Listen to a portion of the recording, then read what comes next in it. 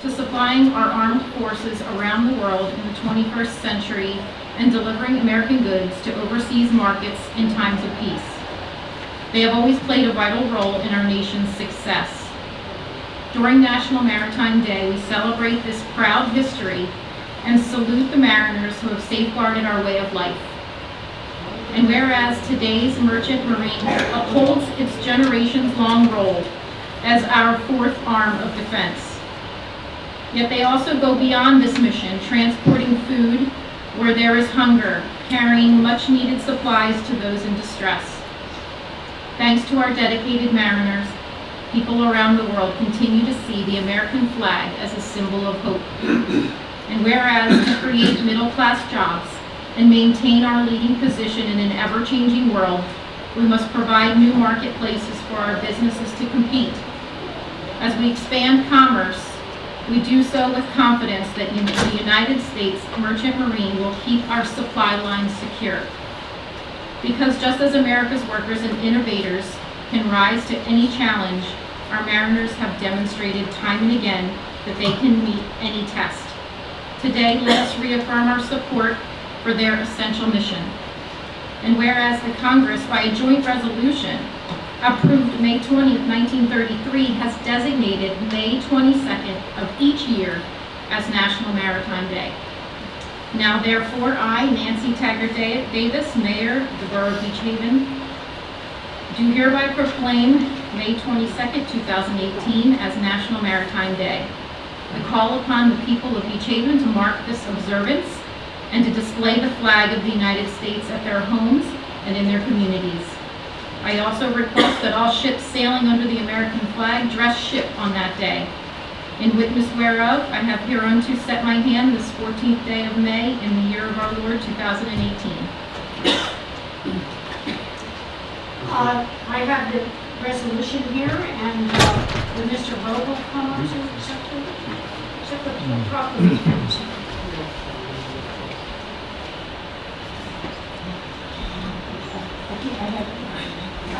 I have a hearing device, so I can hear people now speak in the back of the room. So we have a couple of these, so if anybody's hard of hearing, they can use them.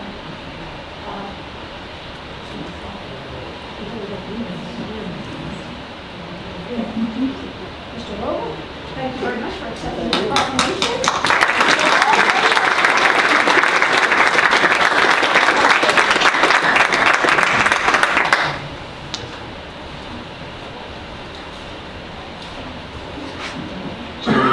I want to say thank you for reminding us of this every year. I mean, we do on Memorial Day for people who died in the service, but the Merchant Marine is also an outstanding part of what our country does, and thank you for reminding us really for doing this. Thank you very much. All right, our second proclamation is basically it's dedicated to tick awareness. So I'm going to read that. Whereas Master Gardeners of Ocean County, Inc. was founded in 1990 and is a nonprofit organization working in cooperation with the Ocean County Board of Freeholders and Rutgers University Agricultural Experimental Station to promote the mission of the Rutgers Master Gardener Volunteer Program by utilizing research-based information to educate the public throughout Ocean County on best practices in consumer, horticulture, and environmental stewardship.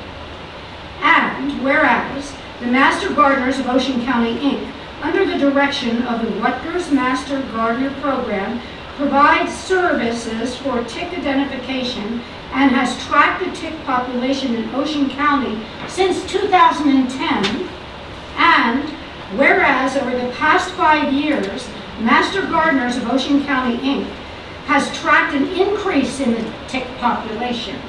And whereas while Lyme's disease cases are reported on in the Ocean County and New Jersey area, the U.S. Department for Human Services Center for Disease Control and Prevention has updated its pamphlet, which is entitled Tick-Borne Diseases of the United States, a reference manual for healthcare providers to include additional lesser-known diseases that impact the health of our citizens.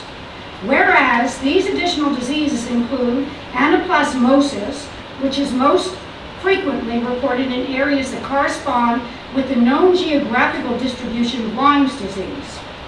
Babesiosis, which is most frequently reported from the northeastern and upper Midwestern United States. Ehrlichiosis, most frequently reported from the southeastern and south central United States, from the eastern seaboard extending westward to Texas. Rocky Mountain spotted fever cases have been reported throughout most of the contiguous United States, and Powassan virus infections have been reported primarily from the northeastern states and the Great Lakes region.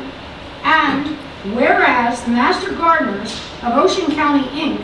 are committed to provide tick identification and preventative information, as well as promote the awareness of diseases set forth by the Center for Disease and Prevention to citizens of Ocean County. Now, therefore I, Nancy Taggart Davis, Mayor of the Borough of Beach Haven, County of Ocean, State of New Jersey, do hereby proclaim June 2018 as Tick Awareness Month, and further express sincere appreciation for the commitment and dedication demonstrated to those volunteer citizens of Ocean County. And do I have somebody from the Garden Club that would come up and receive this proclamation? And I can say also, I'm a pathologist, so if anybody wants to know about these diseases, come up and ask me after the meeting. I know about them. Most of them are fairly rare, but they're not good.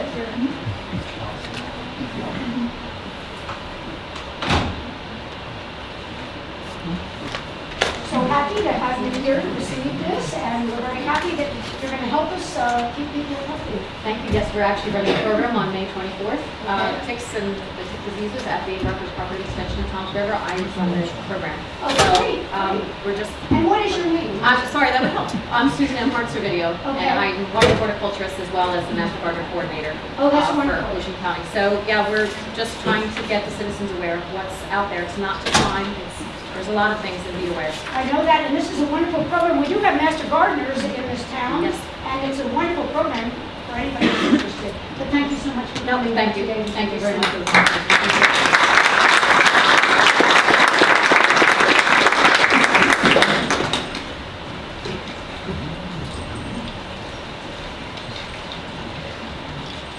Cash receipts in the current fund account for the period April 1, 2018 to April 30th for $1,732,090.76.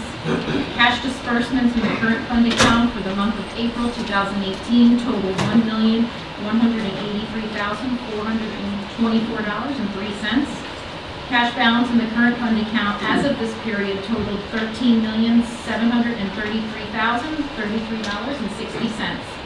Cash receipts in the water utility account for the period of April 1, 2018 to April 30, 2018 were $227,348.31.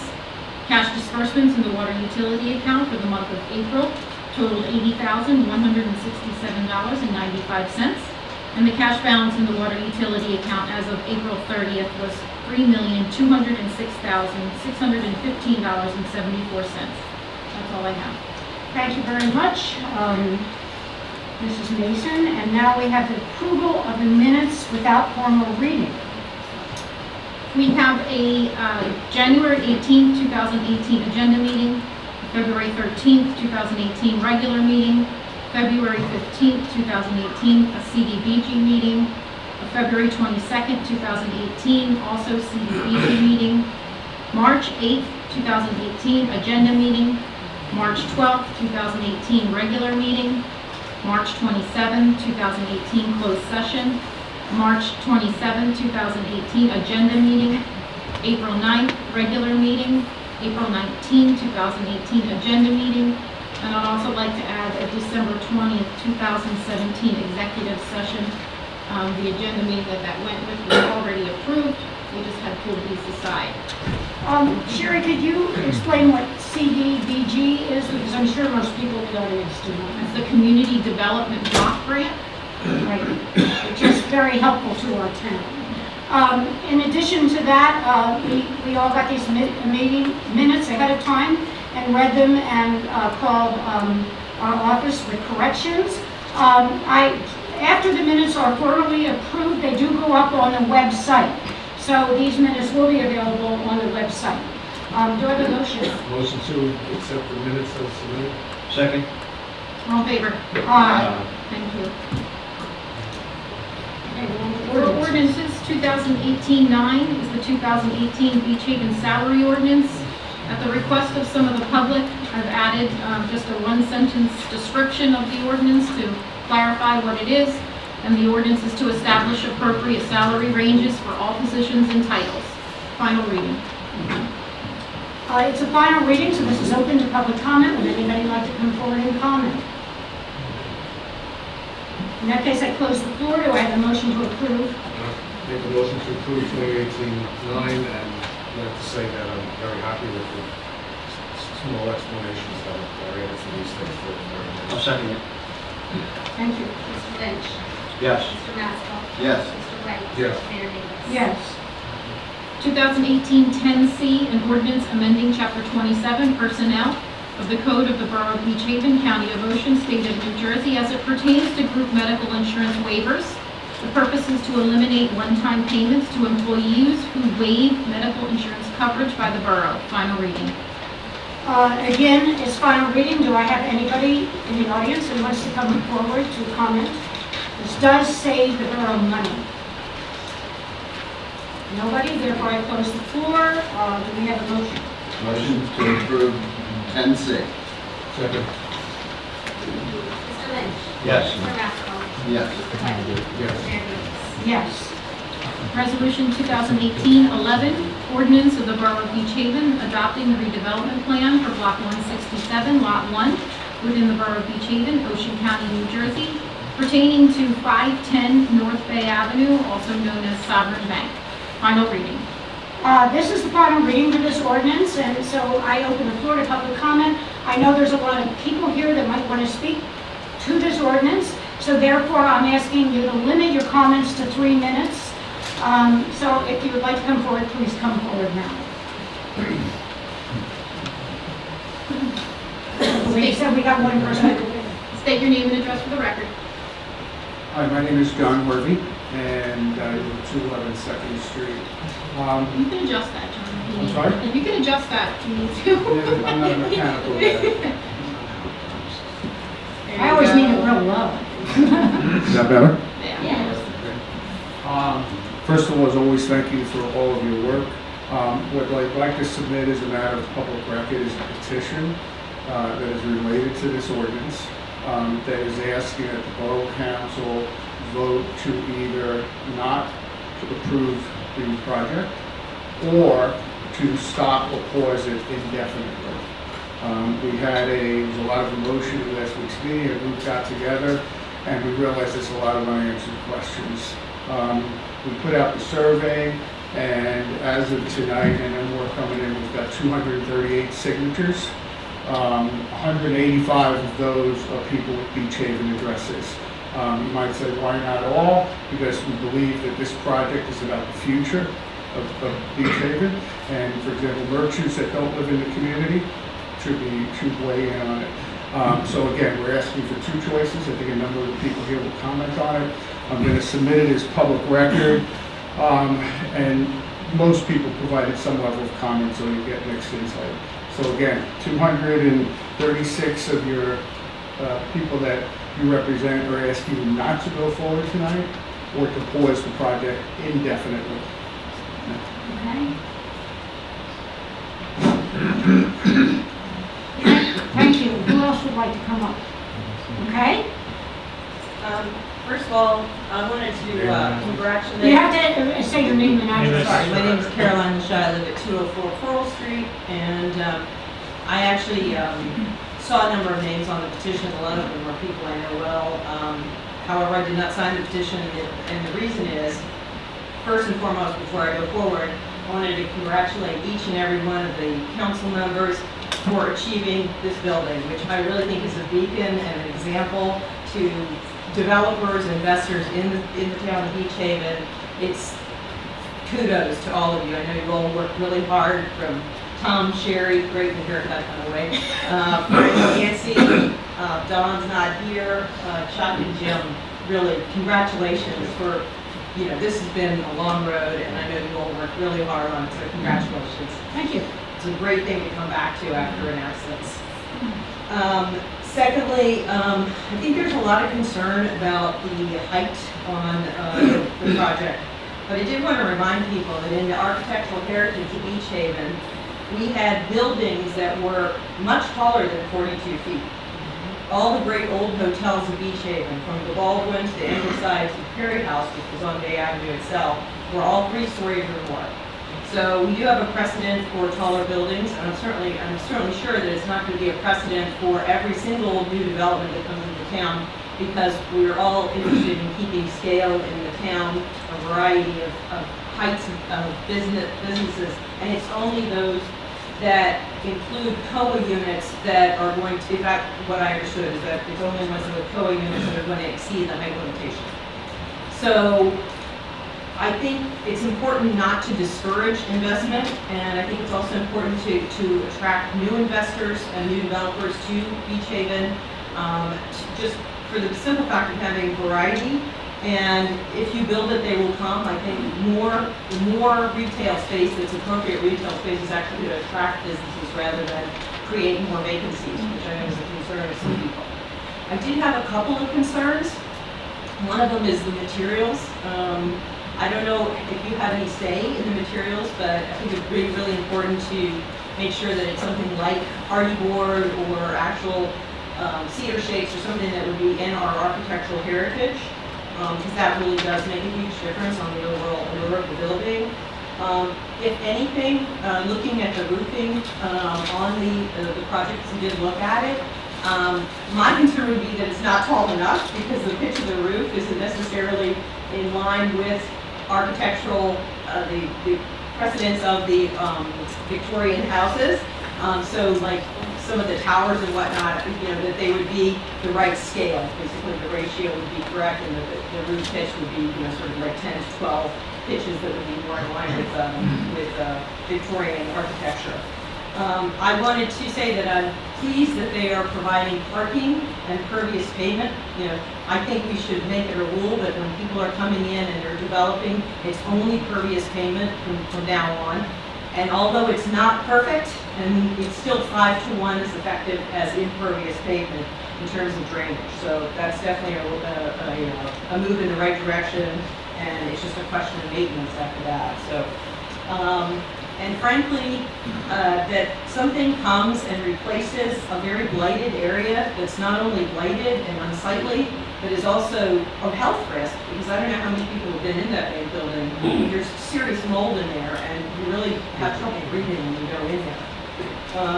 So anyway, I just, I think it's important that we have to be open to change, and that we have to make the necessary steps forward and just not be opposed to any new project that comes into town. So that's my piece.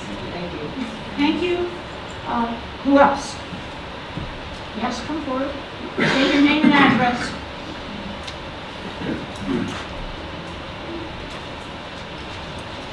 John Halpern, 319 Fairview Avenue, Beach Haven, and president of the Beach Haven Taxpayers Association. I just want to speak a little bit about transparency. On the surface, as personal comments, anything that would improve the curb appeal in the downtown business district, as well as, and we assume, improving the ratables of our town and the tax base of our town and the revenue impact of our town are all great things. But because of a lack of transparency, the board collectively hasn't met on this because we're not sure of the cost implications of Which the board project. are you speaking of? The Beach Haven Taxpayers Oh. Association board. We're not sure of the cost implications. We're not sure of what the tax incentives are and what that would mean to the taxpayers of Beach Haven. And as you know, we represent them as a watchdog organization, and 75 to 80% don't live here year-round. So on the surface, our board can support it what we call for greater transparency. To give you an example, Deb Whitford, our vice president, had to hold 2 public hearings at the Maritime Museum just to get more information on this project. So thank you very much. Thank you very much, John. Who else would like to come forward? Anybody else? Okay. Craig Lynch, 432 Center Street in Beach Haven. Is there going to be a room on the lower floor for restaurants or businesses, or is it all residential? There is going to be businesses. The main business that's coming in is the post office. Otherwise, we'll lose the post office. We will not have a post office in Beach Haven. There are, I believe, 3 or 4, Tom, other retail units. Whether they'll be restaurants or not, we don't know. Good. So the lower level will There's be commercial on the first floor. good. Right. Yeah. Because No. It's commercial. Because I'm sure you guys have seen the lines outside the restaurants, and it's like, this is a resort community, and it seems like, I know what I went through when we had our house built. I know like what the zoning was, and I see somehow these monsters get built where I'm like, that can't be there, but somehow it's there.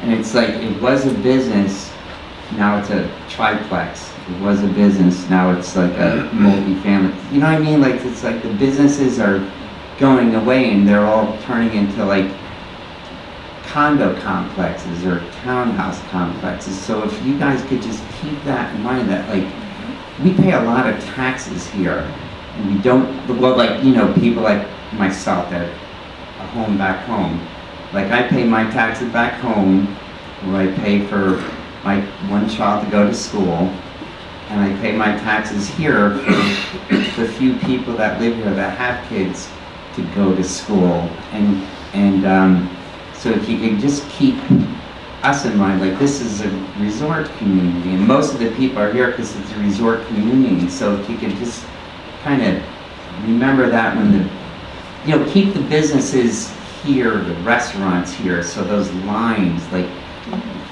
the restaurants, like with the hour-and-a-half lines, you know, if we could have more restaurants and more, you know, it would just be better for everybody in the long run. Okay, we agree, and the ground floor will have to be retail. Excellent. State your name and address. I'm Sean Kilroy, local business owner at 211 South Bay Avenue. I just want to speak in support of the COA units in this building.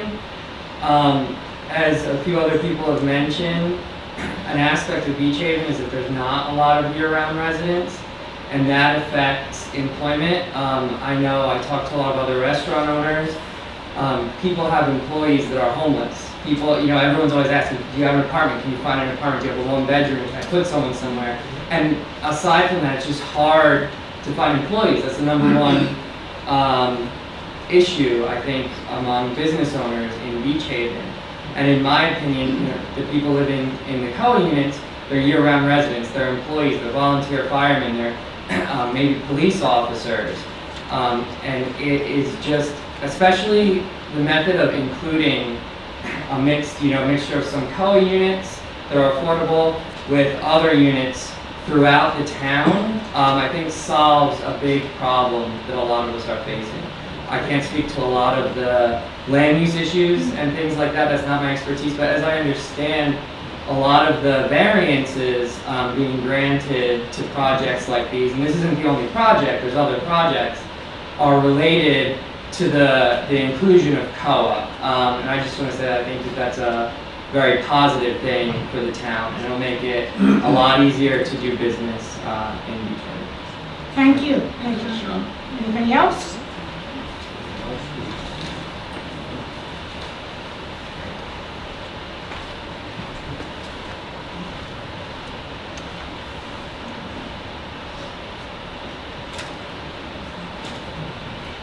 Name's Scott Cunningham, 6th Street, Beach Haven. I'm directly across from the bank.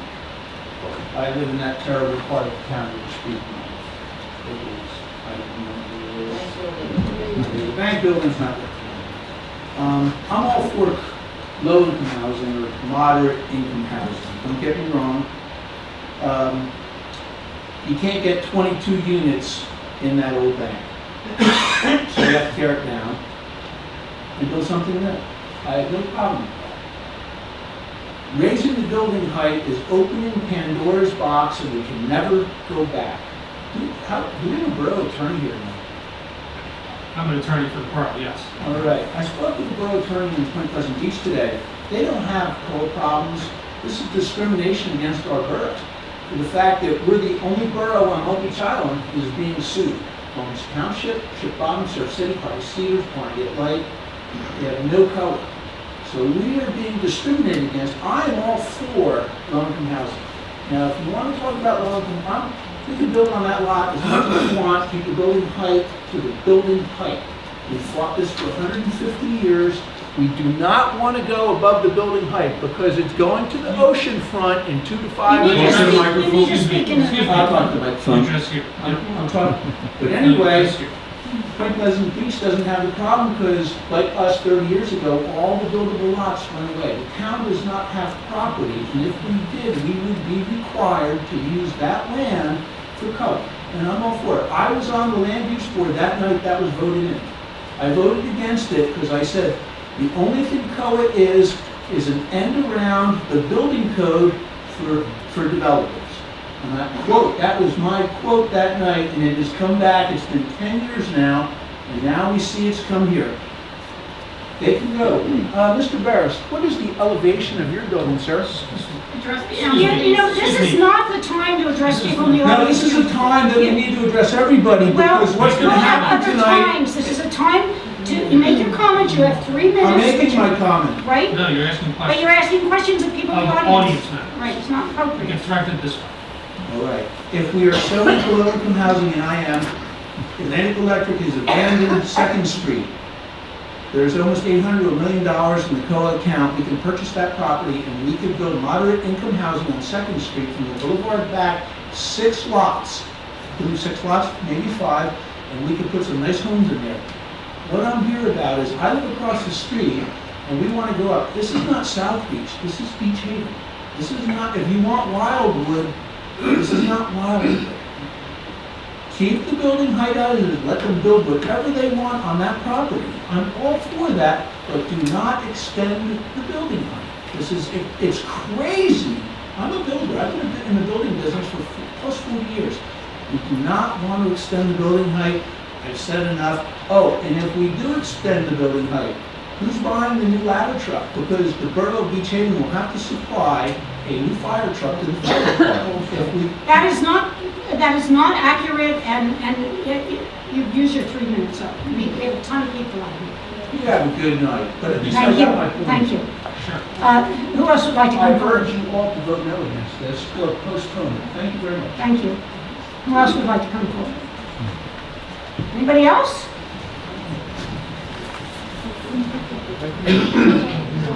You've already been here. You've been I here. didn't get you shaking your head. No, it just took a while for anybody to come up. That's all. But you have Everybody's here to already talk. addressed that, you've already addressed. I rested on representative petition. Okay, thank so you. Okay, go ahead. in the spirit of open government, give me 3 minutes. All right. Okay. Well, a lot of people. Nancy, you've been a huge supporter of this project. Pardon? You've been a huge supporter of this development. You voted to move this forward. Last week, in addition to voting positive in a 5-4 vote to go forward beyond the land use board, you also obviously had a lot of influence in your opinions and decisions.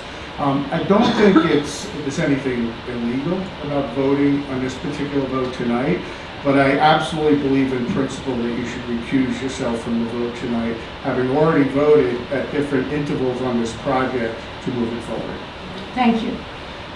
Can I just say, just on the law, like, there's just no basis whatsoever. And that's why I said that. But members of the planning board are by statute, members of the governing body. Let me That's how it's set up. rephrase.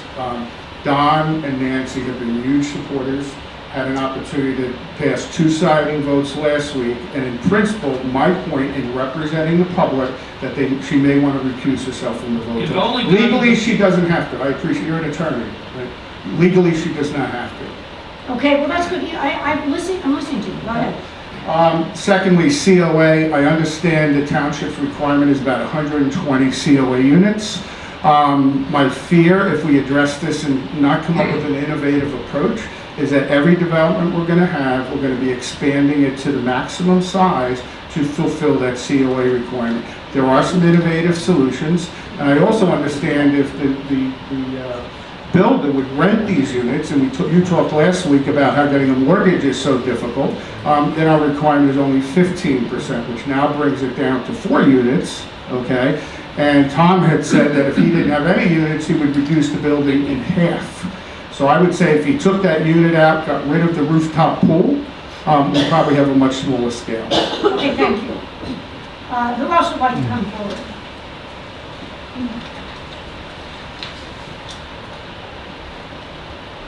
Good evening. Margie Stewart, 3 South Bay Avenue, Uncle Rose.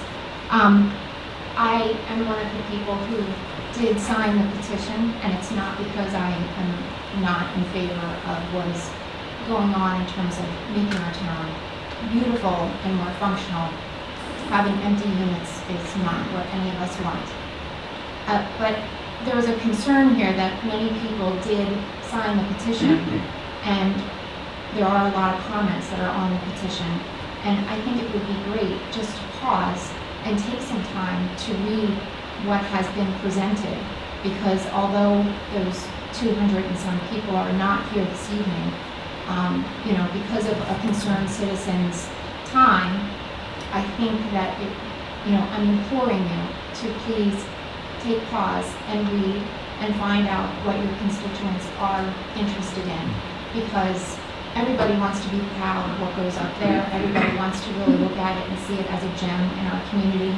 And I think because certain things over the last week have become heightened with a lot of emotions, it would help us all if you could take some time to really look at it carefully and get back to us. Okay. To take another 30 days isn't the worst thing in the world. To take 60 days isn't the worst thing in the world. That developer is certainly interested and has, a vested interest, and that's great, but let's just Okay, take we'll take that into Okay, consideration. thank you. Thank you. Thank you. Next.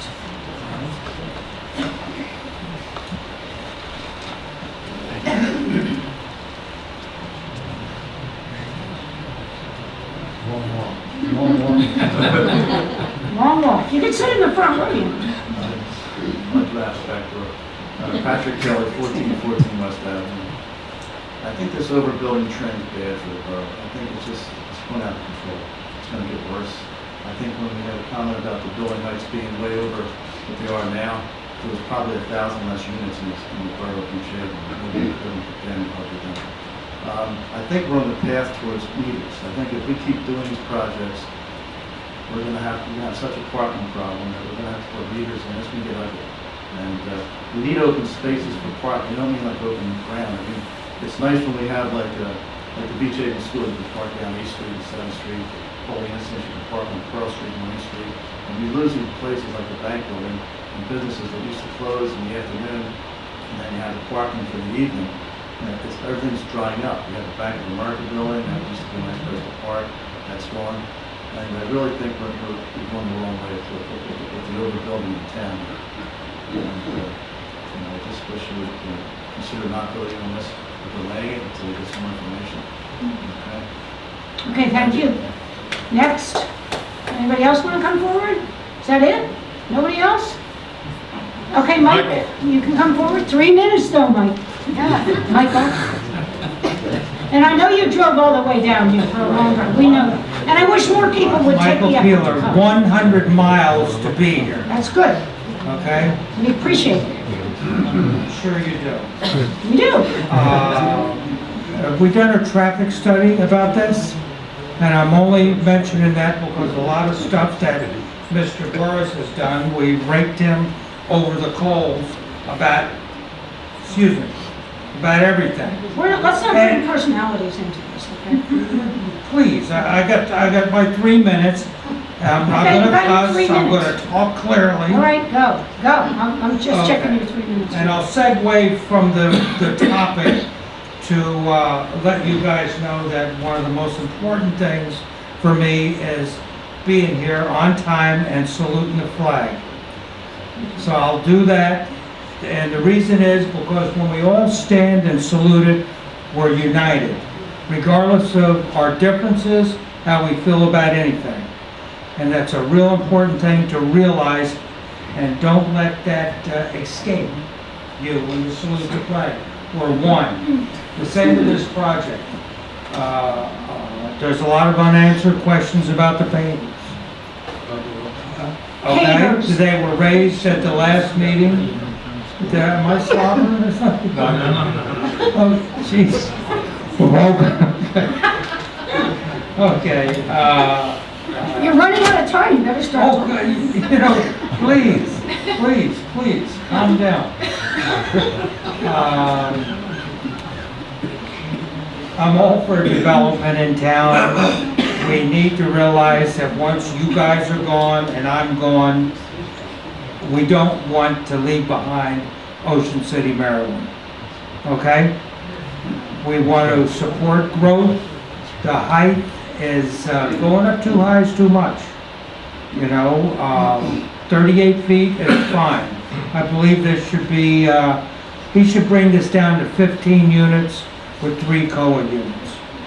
He still make his money, and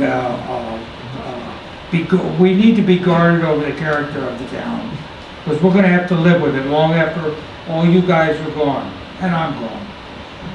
Put it off so that we can address everybody's concern, because whether we like it or not, it would be good if we're all behind it, because we live here. And that's all I'm asking. There's a lot of concern, and I'd like everybody, questions to be addressed. Okay, So, thank you. Are you have anything if else? I would have been on time, I'd have had You more still have a time. few seconds, so. Okay. Okay, no, I have a lot of concerns, but I want to take a tour of the building first. My main concern, where are the pictures of our past and present mayors? Well, they're getting framed.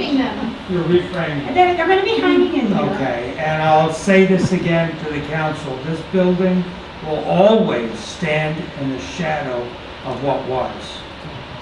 Okay? The only thing that is similar to the old building is I only walk down the street to come to the meetings. And I appreciate that, and, Okay, that's, thank you. Yeah, you would like the old building back, so no, it's no, too no, late I'm for just that. saying that this building stands in its shadows, and let's hope it lives up to the memories and everything that the old one created. Well, I think we won't get flooded out here. Okay, time's up. Thank you. Anybody else? Anyway. Barbara? Hey, I can reach it. Barcona 100 Northwest. I just wanted to make one comment when Caroline mentioned something about the old hotels, which I think all of us would be in agreement that we would love to have those grand old places that once were, like the Ingleside and the Baldwin here today.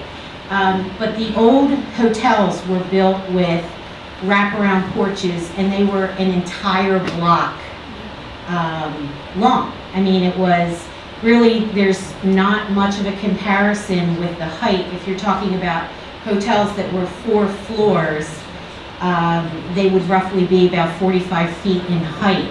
And they also had lawns, as sprawling lawns, as setbacks. So when we talk about the old and the new, I just want to make sure that we're making a proper comparison on that.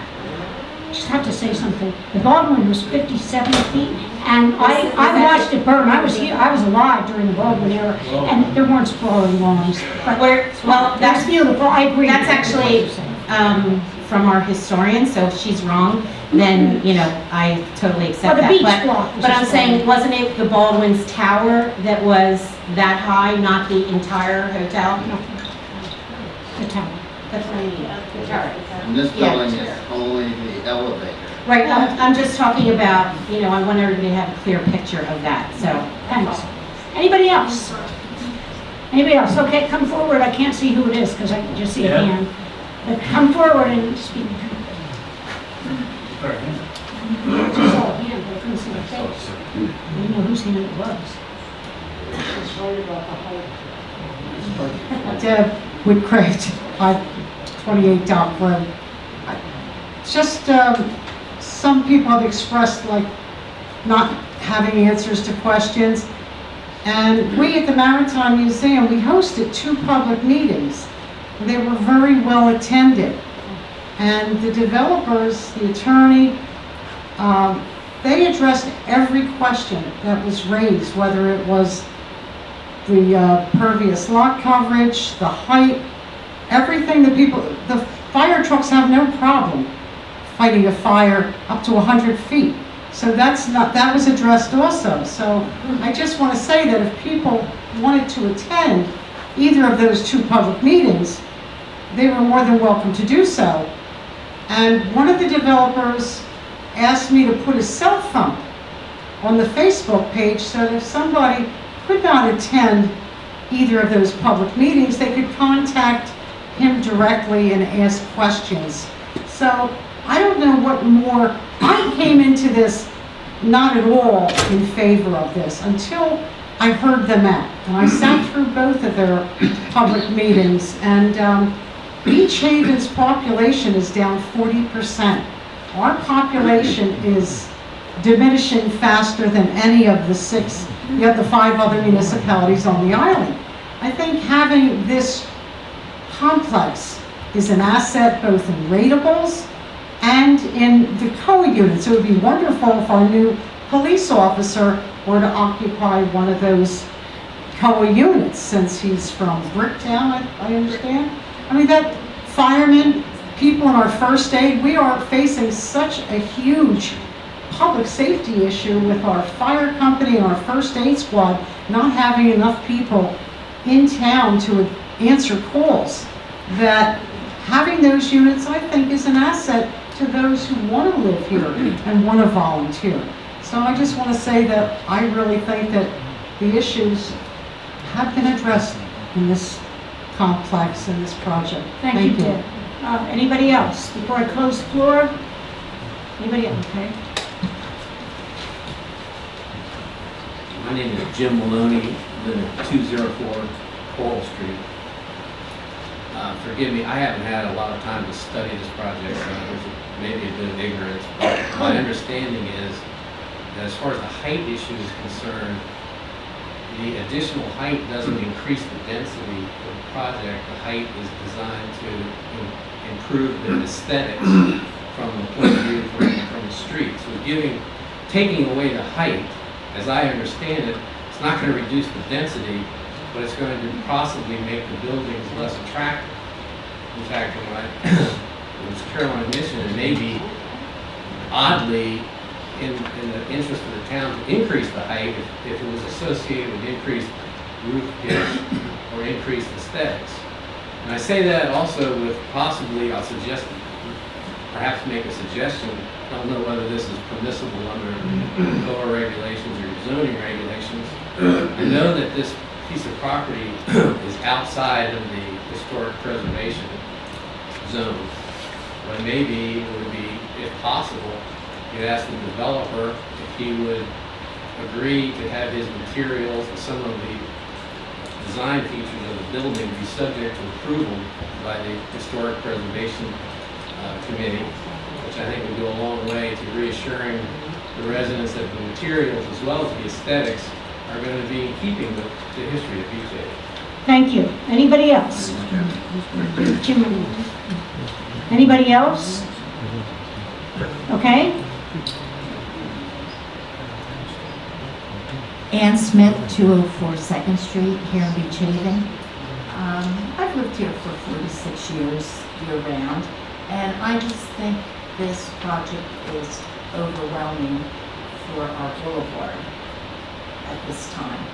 And if you allow it to be built, I think others will follow. And that really frightens me that we're going to change Beach Haven, because it's a great town as it is. And we do need redevelopment. I'm not against that. I just think this project came about really quickly. A lot of people are not here till this time of year that don't live here. so they don't have a say. Maybe they can't drive 100 miles to get here tonight. I did want it to be reminded, how many commercial units are going to be on the street side? 4 or 5, Terry, is it 4 or 5?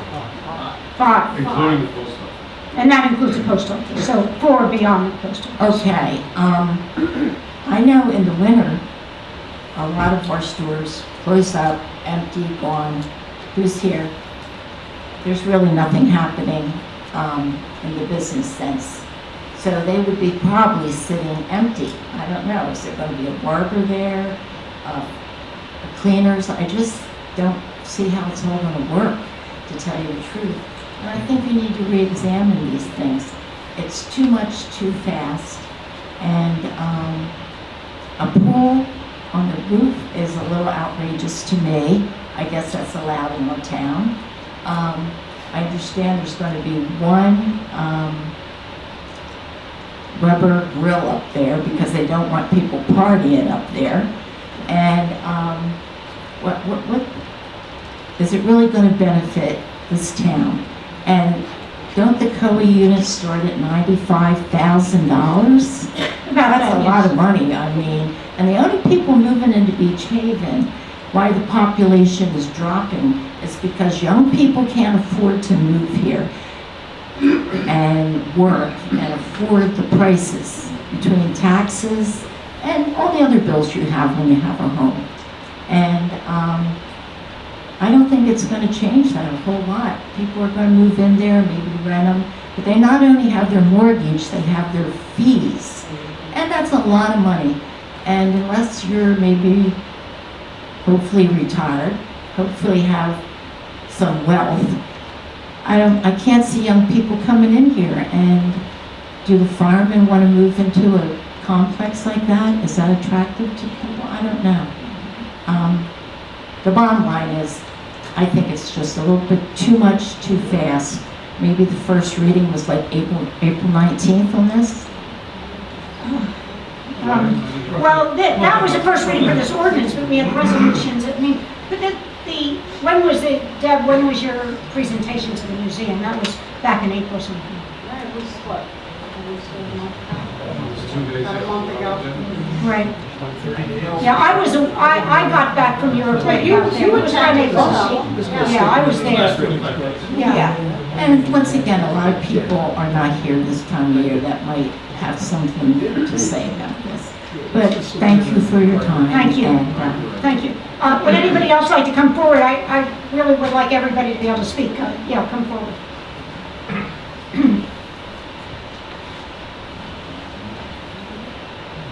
I was just here. You were. was. So was I. I know. Nice to see you again. Hello, my name is short people, right? I know, right? My name is Jamie Baumiller, and I live at 115 6th Street. I'm a numbers person, so I just want to restate the numbers here. You spent 3 years making this master plan. I read it. It's wonderful. It talks about Sandy and the sustainable development that we want to do for the future, and it matches the county and the state redevelopment plan, keeping on that sustainability level. And I was really happy with the master plan. And in the master plan, it said and even in the co-ordinance, it said for 42 feet, maximum feet, and the builder is 48 feet. In the master plan, it says 75% density, and they're at a 95% density. In the master plan, it says 60% impervious surfaces, and we were still unclear on that impervious surfaces.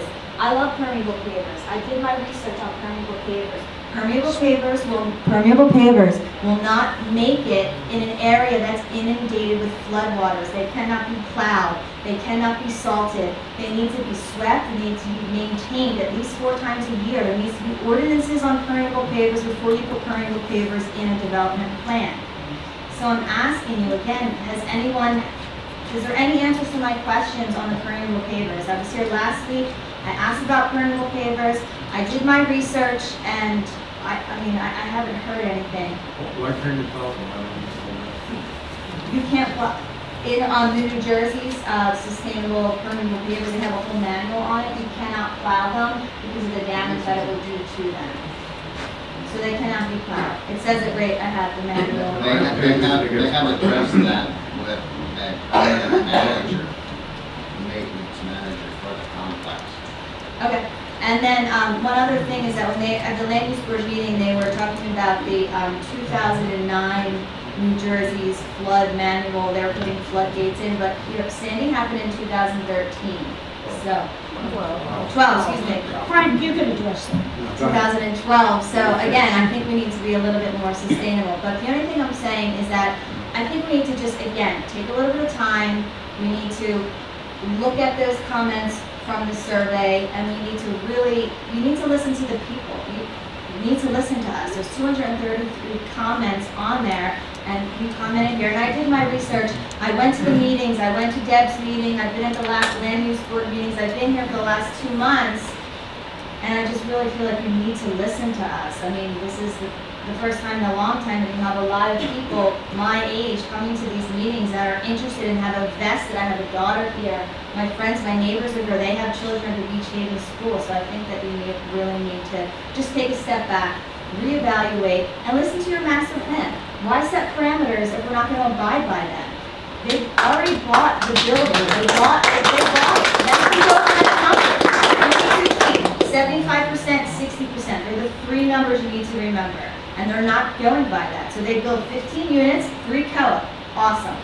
Great. 3 families will come in, build a school. My daughter lives down the street. We'll have play dates. Great. Follow the parameters. That's all I'm asking. Why set them if you're not going to abide by them? Thank you. Thank you. Anybody else want to come forward?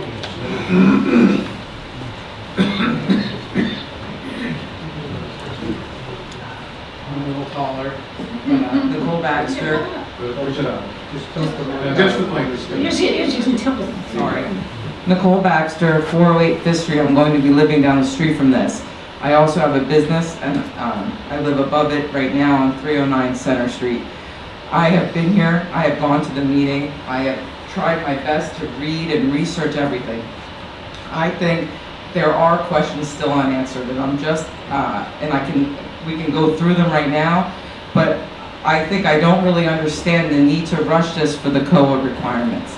And are all of you really analyzing all of the opportunity and being innovative with the COA demand that you have? And I don't really know what pressure you're feeling from COA. I don't understand the settlement. I've tried to do a little research about that, but I think we probably could do something more innovative instead of going against the bulk and design standards that I brought up at the land use board meeting.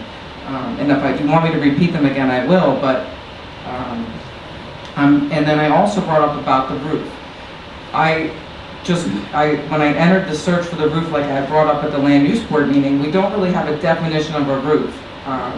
And now we are going above the height for the 42 feet to put a roof over that, and that's the 48 feet. I think we don't want to be going over 42 feet in height. I don't think you want to have a 5-foot rear setback. If you read the building, your building ordinances for the business district, if we don't believe in them, let's change them. And I think that's really all I have to say. I am pro having some development in town, but I don't think it has to be as big as it is. And that's all I have to say. Thank you. Anybody else? All right, I guess nobody else, I'll close the floor. Mike, you've already talked. Yes, I did. Okay. They said they're going to put in a sprinkler system. Yes. Correct. Is that water or a dry system? Water. Okay. What if there's a power outage? Do they have backup generators? A lot of this, and it goes through, if the plan gets amended, it has to go through site plan approval before the plan. All that has to happen. So those are all site plan issues and all, just like any project, it still has to address all the site plans. Okay. I appreciate your time, and think about what everybody says to say. Thank you. All right, anybody else? Okay. I'm Genevieve Cunningham from 127 Fifth Street. Very welcome to you, but I see that there are a few people here tonight that are for this plan. And I know you're considering it, you gave them a lot more than 3 minutes. I just want to know. I don't think so. Okay, but I just want to know. We don't think Are so. you going to consider the 248 people that signed the petition that can't be here tonight and speak? I think that's a huge amount of people that have concerns about this. And I think that, I believe you should maybe take the time right now to look at that and read their comments. Those are the people that live here, those are the people that are really concerned that they went and signed this. And they can't be here tonight, so they need to be heard. Okay. Thank you. Anybody else want to come forward? Okay, therefore I am closing the floor to public comment. Now I'd like to say a couple things. I know there's a huge misunderstanding about COA. I tried to explain it last time, but I guess after 41 years as a professor in a college, I'm still not a very good explainer. But basically,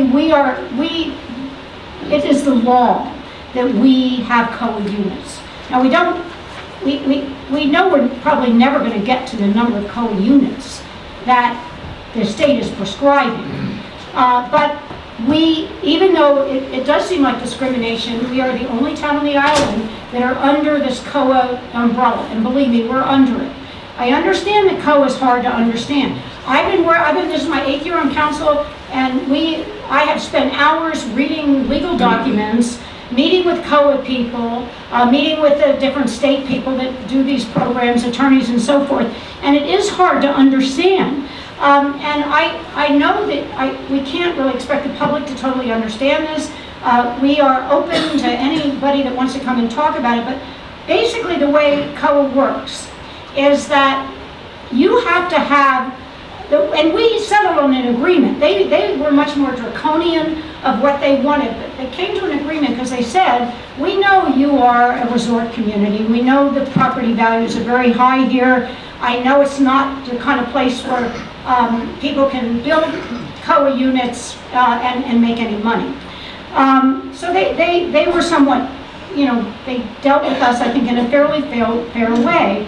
And we came up with a plan that said we would give incentives to people that wanted to do COA units in the commercial district from 12th Street to Pearl Street only. Now, if you want to build condos in town, anywhere in town, you have to do 20% if you want to sell them, 15% if you want to rent them. So, for example, I live across from the Renaissance. I don't like it. It's ugly, and it's massive. That has a lot of units in it. If they were to build something like that today, they would have to have 20% COA units anywhere in town. The place across from Carl C's, they used to be the Windward or one of those things. They came to the land use board a number of years ago and they put condos in, and really we have no say over if it's condominiumized or not. They wanted some variances, which they didn't get, but they condominiumized it anyway. If they did that today, they would have to put 20% of their units would have to be COA units. If we rent the COA units, yes, it does go down to 15. I talked to the developer, and the developer said, well, we kind of wanted to sell them because we think that somebody that buys a COA unit will be more invested in the community. And because they own the property and they care about it. These units have to stay COA units for 30 years.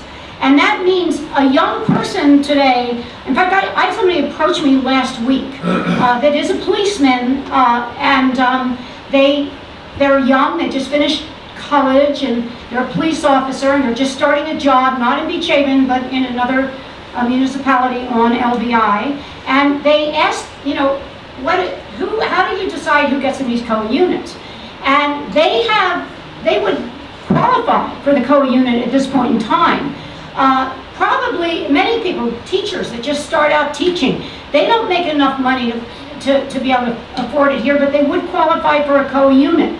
Now maybe in 3 years or 4 years they have plenty more income because the police force, their pay goes up incrementally, and most of our police officers make pretty decent salaries. But when you start out, you don't. But and these have to be year-round residents. They're not units that they can rent. If these people buy these COA units, they can't rent them for 30 years. Even, they have to keep them. If they want to sell them in the future, it has to be at the COA price.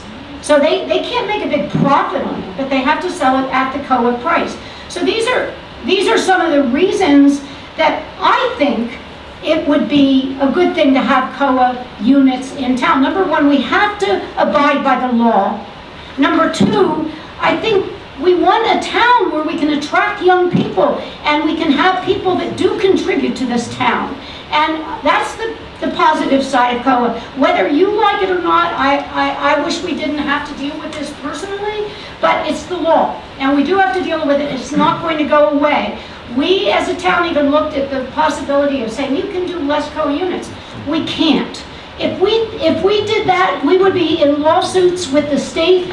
Your taxes you would see a substantial increase in your taxes. We don't want that. One of the benefits of this project is that we will be getting much greater tax revenues through this project. We anticipate $100,000 more a year in taxes, which actually will pay for the $3 million that we are going to bond for to put our pumping station in, which is in next year's budget. This would cover all the debt service for that, so there would be no increases in taxes because we have a greater tax base, and that's a major thing. Another reason that I am in favor of this project is that I would hate to lose this post office.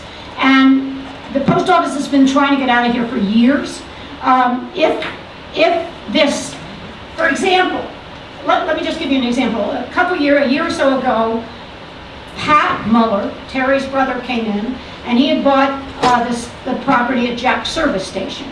And he wanted to build something with retail below and COA units above. And we sat and we talked with him, and we thought it was a great idea, and he seemed sort of enthusiastic about it. And then we had a COA counselor there, and the COA counselor said, oh, well, most of these COA people, they can't afford to buy a unit because they can't get a mortgage. And he was concerned about that and everything else. So instead of building this very attractive looking building that would have provided COA units and retail, he put up what he put up, which were basically the condo, and then there's a house on the other side. He didn't need any variances for that. He didn't have to come to the land use board. All he needed was a subdivision of the property. He didn't need to ask what he could do. I mean, people call that the dollar store of Beach Haven because it's a big, long wall. The builders in this situation to do the same thing. There are 5 buildable lots on that property. There are 5 full-size, you could divide it up into 5 100 by 50 lots, and they could build 5 single-family homes. We would totally lose the post office, and we'll never get that back, as well as the fact that we would lose retail opportunities, and it isn't what I thought people wanted in the town. I thought we wanted a viable business district. But that's a possibility. That might be what happens if we don't go with this. Basically, another point that Mr. Malley said is that as far as the actual site plans for the building, that is going to come up in the future. That is, I think they're planning on, if this gets passed, bringing this to everybody around sometime in June. And when we look at those site plans, then we can make demands as to materials, as to how frequently they have to clean the pavers, what kind of pavers they're going to use. We can be very specific in that because we are redevelopment. We are categorized as redevelopment. That means we can dictate what they say. Now, when we made this deal with COA, and the deal is from Pearl Street to 12th Street, we can have mixed-use buildings that can go up to at least 42 feet. 42 feet is what COA says, only in that area, nowhere else in town, nowhere else in town. And we were really concerned about having big, giant buildings in the residential area. We thought the commercial area would be better as an explanation. Because it is redevelopment, we can give these people some variances, such as we can say your elevator shaft can be 48 feet, which is what they want. The top of their building is 38 feet, which is below the 42 feet that COA said. But actually, the 42 is really so that you do have decent architectural design, so it's just not a big box. And if this passes, when this comes to that point, then we would sit down with the developers and talk about their architectural renderings and what we specifically wanted. So that's still in the future. Okay, so I've said all this, and I basically, I guess what I do want to do now is tell you that we are listening to you. We're listening to you. We're hearing what you're saying. And you need more information, and you want us to think about this more. You want us to read all the comments on the petition, and therefore I move that we table this vote until our next meeting, which is on May 24th at 7 o'clock. That's my motion. Do I have a second to table? Second to the table. What's the 24th? The 24th is our next scheduled meeting. It's, what day is it? Thursday. Agenda or It's a meeting at 7 o'clock. regular? Yes, we will vote, this will be on the schedule for that. Can I take a roll call since I have a second? Can I ask a question? Can we finish the motion, please? Mr. Lynch? Yes, we'll table. We have a second, so we need a roll call. Mr. Maskell? Yes, to table. Mr. White? Yes. Mayor Davis? Yes. Thank you. Go ahead. I think what we have to do, this is my opinion, is A, the table at number one. Number two is, I know there were a lot of people who went to Debbie's meeting, but there were a lot more people, I've got calls from voters in town, who basically said, I wasn't available to go, I couldn't do this, I couldn't do that. I'm recommending we have what I'll call the third final meeting with the contractors, everybody there, to answer your questions and be sure you understand what's going on, because as I mentioned in a meeting the other day, whisper down the lane type of thing. Somebody heard something, and before you know it, the 10th person has heard something different. I think if we hear it directly with one general meeting, maybe it's before this, the 24th. It would be. Okay, but we have a meeting, and everybody with concerns, answer your questions that are there for your concerns. You know, somebody called me and said, oh, I heard it's going to be 60 foot. So it started at 40, went to 60. You know, so there's a lot of questions and issues in town that really aren't correct, or they hear something. I'm thinking having one more meeting with the contractors there, whoever we feel would be appropriate to be there, to answer your questions once and for all, so we know what we have. And not just comments that are going on within everybody's mind or whatever they would do. So my question is, yes, let's table this. Let's get a general meeting, whatever time we can get it, before the 24th meeting, so we can answer your questions, whether it's about the pavers, whether it's about the pool, whether it's about the density, whether it's whatever it would be. But at least be able to answer your questions, so you go away satisfied with an answer to a question. I think that would be appropriate. Sherry and I are working on this. We've chosen Friday, this coming Friday at 4 o'clock. The main thing is we have to be sure that our special people, like Frank can make it, somebody from Mr. Malley's office, we make, the developer can make it, but we hope to know by tomorrow morning and get some advertisements out and that sort of thing. There isn't a lot of time, but we thought maybe Friday people that come down to the island early could get to this meeting. So that's our plan. We're working on it. I forgot to mention, the developers have they have been talking with me, and they have agreed to make some concessions. They have agreed to decrease the size of the building, or they've been very, very forthright in talking about this and trying to negotiate something that will work for them and will work for us. So I think they've been great, and but they need time, I know, to get together and talk about this before we can really present any new plans. But so we're aiming for the 18th, I think Friday the 18th, which is this coming Friday at 4 o'clock, correct, Sherry? If it works, so we'll have. I'm confused now. Saturday morning. We're having a meeting on the 24th. That's a real meeting. That's your governing body meeting.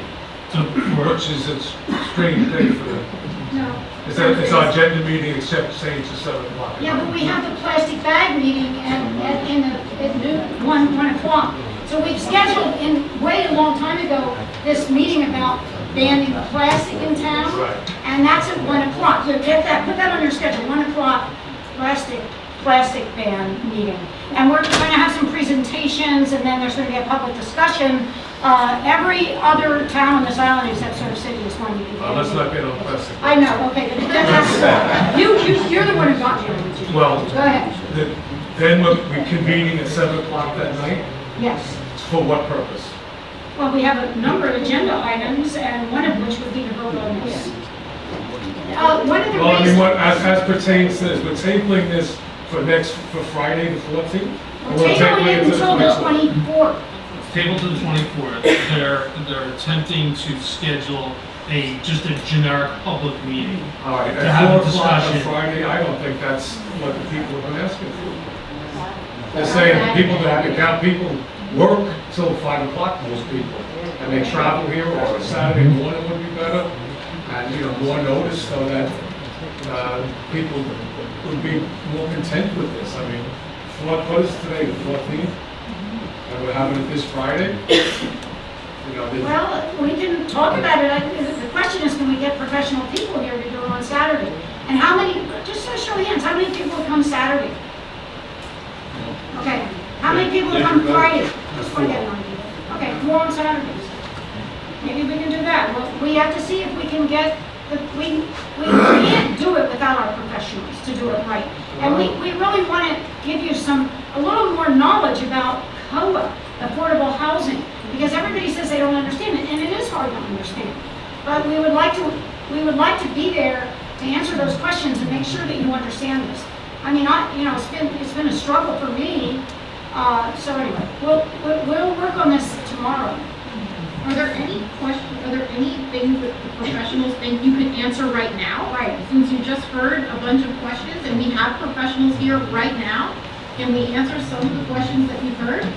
Well, I don't know that, at least from my perspective, that any of the objections I heard for the most part were height and, kind of too much density. I don't know how much they dealt with affordable issues.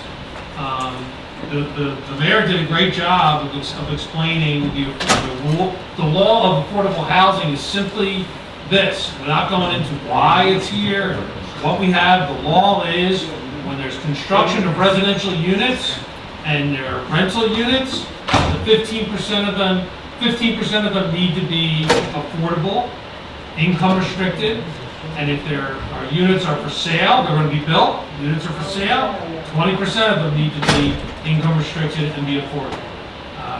Round up. That's just what the rules are. That's how all construction's going to work. But really, the objections I'm hearing are just people are concerned about height. And I think that's one where the explanations, as I understand from the project, at least from the way people speak, it's as if the entirety of the building is these heights. And the height is for the highest point of the building. And I just suggest to you, a lot of buildings that you see that, there's a simple point of that building that may be higher than the rest of them. Your perspective on the ground is not the same as a building that is 48 feet in its entirety all around. That's all. This has the amenity element, right where the roof is going to be have a higher height, and the elevator shaft, not the entirety of the building. Well, I think, Jim, that you missed it. One of the things that came up the land use board is that we have a master plan. They were asked to vote on it. They said, so that it's in compliance with the master plan. They voted 5-4 in favor of it, and it's not in compliance with the master plan. Well, that's So, debatable. it's in compliance. Listen, there's a lot of words in a master plan. It is certainly in compliance with certain provisions of your master plan. Okay? They were sending. And then there's other words. I know, but your master plan is written for the entirety of your town. Okay? And so it's going to have language in it that says, over here should be red, over here should be blue, over here should be yellow. And you'll be able, on anything you want to build in this town, I can find language in that master plan that says, you shouldn't build it, you should build it, okay? So the land use board determined that it is consistent. I'll just note for you that in redevelopment areas, okay, it really doesn't matter if they find it's consistent. You are allowed on a project, you're allowed to have a project that is inconsistent with your master plan. It's specifically a part of the redevelopment laws. And the reason for that is when you have a project that is, in this case, it has the added dimension of it's going to provide affordable housing. So because of that, when you're building units that are, you can only charge less than what the market is, it obviously adds burdens to make the project work, okay? So you're allowed to do projects, the state law specifically says, yes, you can do projects inconsistent with your master plan in order to overcome hurdles. Hurdles can be, here, you have to tear down an existing building and build a new building. Well, that means you're not going to build the same size building because the numbers don't work to buy one, rip it down, and build a new one. So that's one hurdle you have. Second hurdle is you're required to have units in it that you can't charge the market rate for, that you can charge your other units for. Another hurdle, makes the whole financial, makes the economics of the project harder to do. So you're allowed to give incentives and to build even though it's not entirely consistent. So in this case, your land use board said it's consistent, so it's consistent. It's not debatable, it's done, okay? And so now you're consistent, and with that, the question is simply, do we want this plan to have, these certain parameters, okay? Which has been determined are consistent with your master plan. And if it's within those parameters, then once a plan is adopted, then the governing body will be negotiating a redevelopment agreement with the developer. And in that agreement, that's where a lot of these other issues about, the architectural design, how you might want it to look, materials, all those things can be reviewed by the governing body and be part of it, okay? So it's, I don't know, some of the, if that's what some of the people are concerned about, I didn't hear that tonight so much, other than follow what your master plan says. But it's already been determined that this plan that you're voting on tonight is consistent with your master plan. Frank, did you want to? Could you address parking and pavers? Well, the project as presented to the council has 42 parking spaces on site. We did a parking study 3 or 4 years ago. I believe we found that 90% of the businesses in town don't meet our parking ordinance. The council then reduced that number to 1 space per 600 square feet. And I think out of the roughly 90% that didn't conform, I think we picked up maybe 7% more that would, based on allowing 1 parking stall per 600 square feet. So this plan in particular has a tremendous amount of parking. How many parking spaces? 37 for the residential, which meets the residential site improvement standards for parking. And there's going to be 6 for commercial. And anybody that goes to the post office, obviously, and has gone to the prior post office will probably park on the street. And there are spaces on the avenue in front of the post office. And another thing is, we really have a law that says, I'll happen an hour on the avenue, nobody knows about that. And we can put up signs with the limited parking time so people can get in and out of the post office. And those are things that will be discussed if we get to the point of the site plan. The issue about porous pavers, nothing's perfect, and I understand that the manuals probably say, don't put porous pavers in a flood area. But right now, that site's 100% impervious. So everything on that site flows to the street. Any attempt to do anything porous is only going to help. Certainly there has to be designs for it. If we get a tidal flood, nothing's going to stop.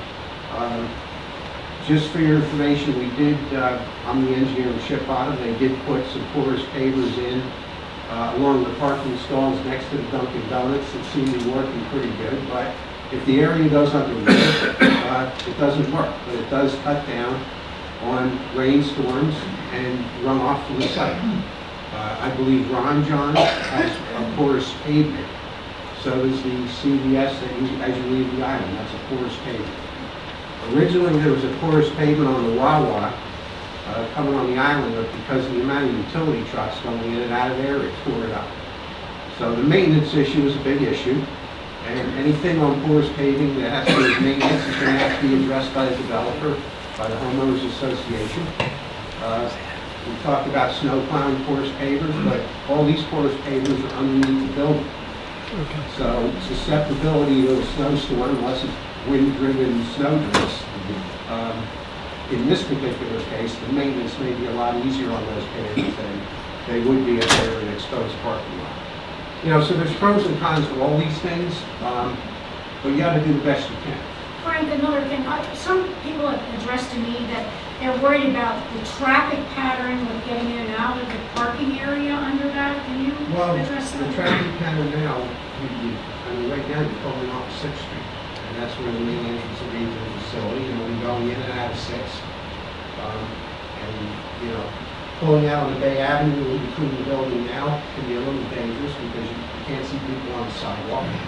So I think from a traffic standpoint, it would be probably safer to come out on 6th, and then, you know, then you have options on which way you can go rather than pulling out on the Bay Avenue and trying to make a left or a right in the summer traffic. And the traffic circulation will all be part of a site plan. So this, if a plan is eventually adopted, then a site plan has to be filed, that all the issues, regular old site plan about drainage, the traffic, all of those issues will all get addressed in a site plan. That still happens. This doesn't shortcut that in any way. And other than that, the highest point of the building is 38 feet to the highest ridge of the main building, and then it's 42 feet to the highest roof. And then there's an area. But that's at that last one? Yeah, that'd be the last one. And then I'm just reading off one of the plans that I saw. And then the elevator shaft, I think, takes up about 3% of the entire roof area. And that portion they're proposing is 48.5 foot. So there's a small percentage for the elevator tower to get into the roof. And, you know, those are the numbers right now that we've seen. That's about it. Now there's a buffer requirement of 10 feet in the commercial zone. We had a developer that has the 2 lots behind the bank came into our land use board. We took a 5-foot buffer from him because at the time the bank couldn't provide any buffer or lose all their parking. This plan proposes the additional 5 feet, so in effect the 10-foot buffer required in the ordinance will be there. It's just distributed between the 2 properties. And that's, you know, that's pretty much it. You know, there's one thing I might help to just tell everybody, clarify what a rule is in this. And that is how you count the numbers, okay? Because I know a lot of governing body members have struggled with this. Those people, if you know math, you will struggle with this. Because the rule is, once you go, for 15 units, 3 would give you your 20%, okay? But if you add a 16th market rate unit, then you would have 3.2 units would be required, okay? Well, that goes to 4. Okay, there's no such thing as it's not, you don't round the below 5 and above 5. The state rule, co-adopted rule is, if you go over a whole number, you go to the next number, okay? So once you go to 16 units, you're a requirement of 4, and that's why you'll see developers won't do in those numbers. They'll always try to match it more closely, okay? Because it lets you generate more, it helps the project's economic feasibility by having more market rate units that stay in proportion to the affordable units, okay? That's the wrong math, the new math. Well, I want to talk about the date. I mean, I still feel like what I've been hearing from the agenda meetings and the people, that they want something that's going to be more accessible to them. We have 7 o'clock meetings and we have 1 o'clock meetings, and apparently that's not working for the public. So I think we should come up with another plan. And I don't know how important it is. I think Nancy gave a great dissertation on the coal is. I think we have an idea. I think I'd like to, the people to know that the materials and, if we ever get our architectural review committee in place, that all of these things are something we all want. At least I can say I definitely want it. I want this project to suit Beach Haven. I want it to be something of great pride to all of us, not something that we're divided on. And whatever time it takes for us to do it, to hear the public, everybody, one way or another, we're going to have to make a decision one way or another. But I want to make sure that everybody that's in this town, a taxpayer, whether they're here or they're not here, has some voice, whether it's John through all the taxpayers away, through HPAC, things like that. I think it's an obligation that we owe the people that are electing us to do this. I would also like the public to get the most out of this meeting as they can. Yes. And I would urge the council to maybe open the floor again for public comment to address. Yeah, just the two things that were just addressed. Professionals again, and maybe clarify whatever they've just heard, and maybe continue to learn in the process tonight. That's a great idea. So if anybody wants to come up and address questions to our professionals here, this is a good time to do it. Anybody want to come up? Not to aggravate you any further, but I still can't Just get state over. your name for the record, please. Mr. Cunningham, 6th Street, Beach Haven. You're the attorney. How come we're the only one required? I'm all for moderate income housing. Let's get that straight. But why are we the only ones on Long Beach Island required? Because we were sued. Yeah. So that means just because the board comes after us, we have to bend over. I mean, no, that's wrong. That is wrong.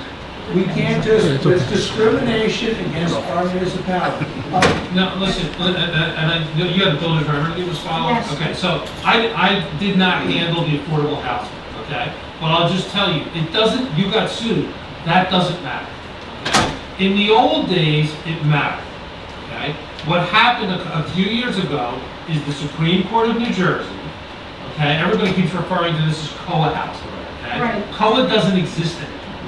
Okay, it's gone. Poof, it doesn't exist. And it doesn't exist because the Supreme Court of New Jersey said that the state legislature and the governor has done a rotten job of providing affordable housing in response to the Supreme Court's decision back in, 1976. Okay? So it said, you've done such a bad job of this, and we believe that partly you've been trying to not build it. Okay? So instead, we're saying, okay, everybody has to go to court. Okay? The only way, you're not going to go to an administrative agency anymore. You're going to go to a judge. And so the requirement for every town in the state to keep themselves immune from the lawsuit that you were already dealing with, okay, is you have to go into court, like a year and a half ago, and you had to ask the court, can I get immunity and not be protected from these suits, because I promise you I'm going to put together a plan and implement a plan. And all over the state, there are literally hundreds of settlements, just like you did, that have been done, okay? For more settlements have been done, I'll tell you, in the last 10 months than were done in the prior 40 years, okay? Because the Supreme Court said go. So whether you had that builder's remedy suit or not, you still were going to have to deal with it. It is discrimination against our municipality. Well, I don't know the reasons why you have the numbers that you have. It's not crazy numbers, and it only comes into play if you're building. If you build new residential, which you're going to have to. Listen, I'm all for it. Everybody, I've heard people making comments that we really want our downtown to thrive, and we want more of that there. Well, that doesn't happen unless there's more people that live year round. Like you can't get one without the other. We're spending money being discriminated against when the rest of the island is not. It boggles my little pea brain. 2nd Street that has been abandoned, we should look into that because the electric company, there's 6 buildable lots there. We've tried to rent those lots, we've talked to these people, they said, no, we're gonna build a giant power plant there, so we're gonna have that fight. They abandoned it, I don't think they're coming back with the power because of the third set of power lines. No, that's But we not- can look into it, and eminent domain is another thing that we should look into. Thank you very much, I don't take any more time. You want us to do eminent domain? Okay. I'm on the commercial. I didn't think I was getting out here tonight. Commercial property is Scott, I don't really understand why we're under this umbrella code and not any other town. It's crazy. I'm open-minded, but Hi, John Harvey, 211 Second Street. Two things, and I don't think it's just answer, Sherry. I think there's still some open issues. Okay. One is on COLA. Here's my concern on COLA. A couple things. One is I think the approach we're using is trying to comply with something rather than embracing something and saying maybe cost of living will get to diversity of people with lower income, including the selection process of those people, who they are.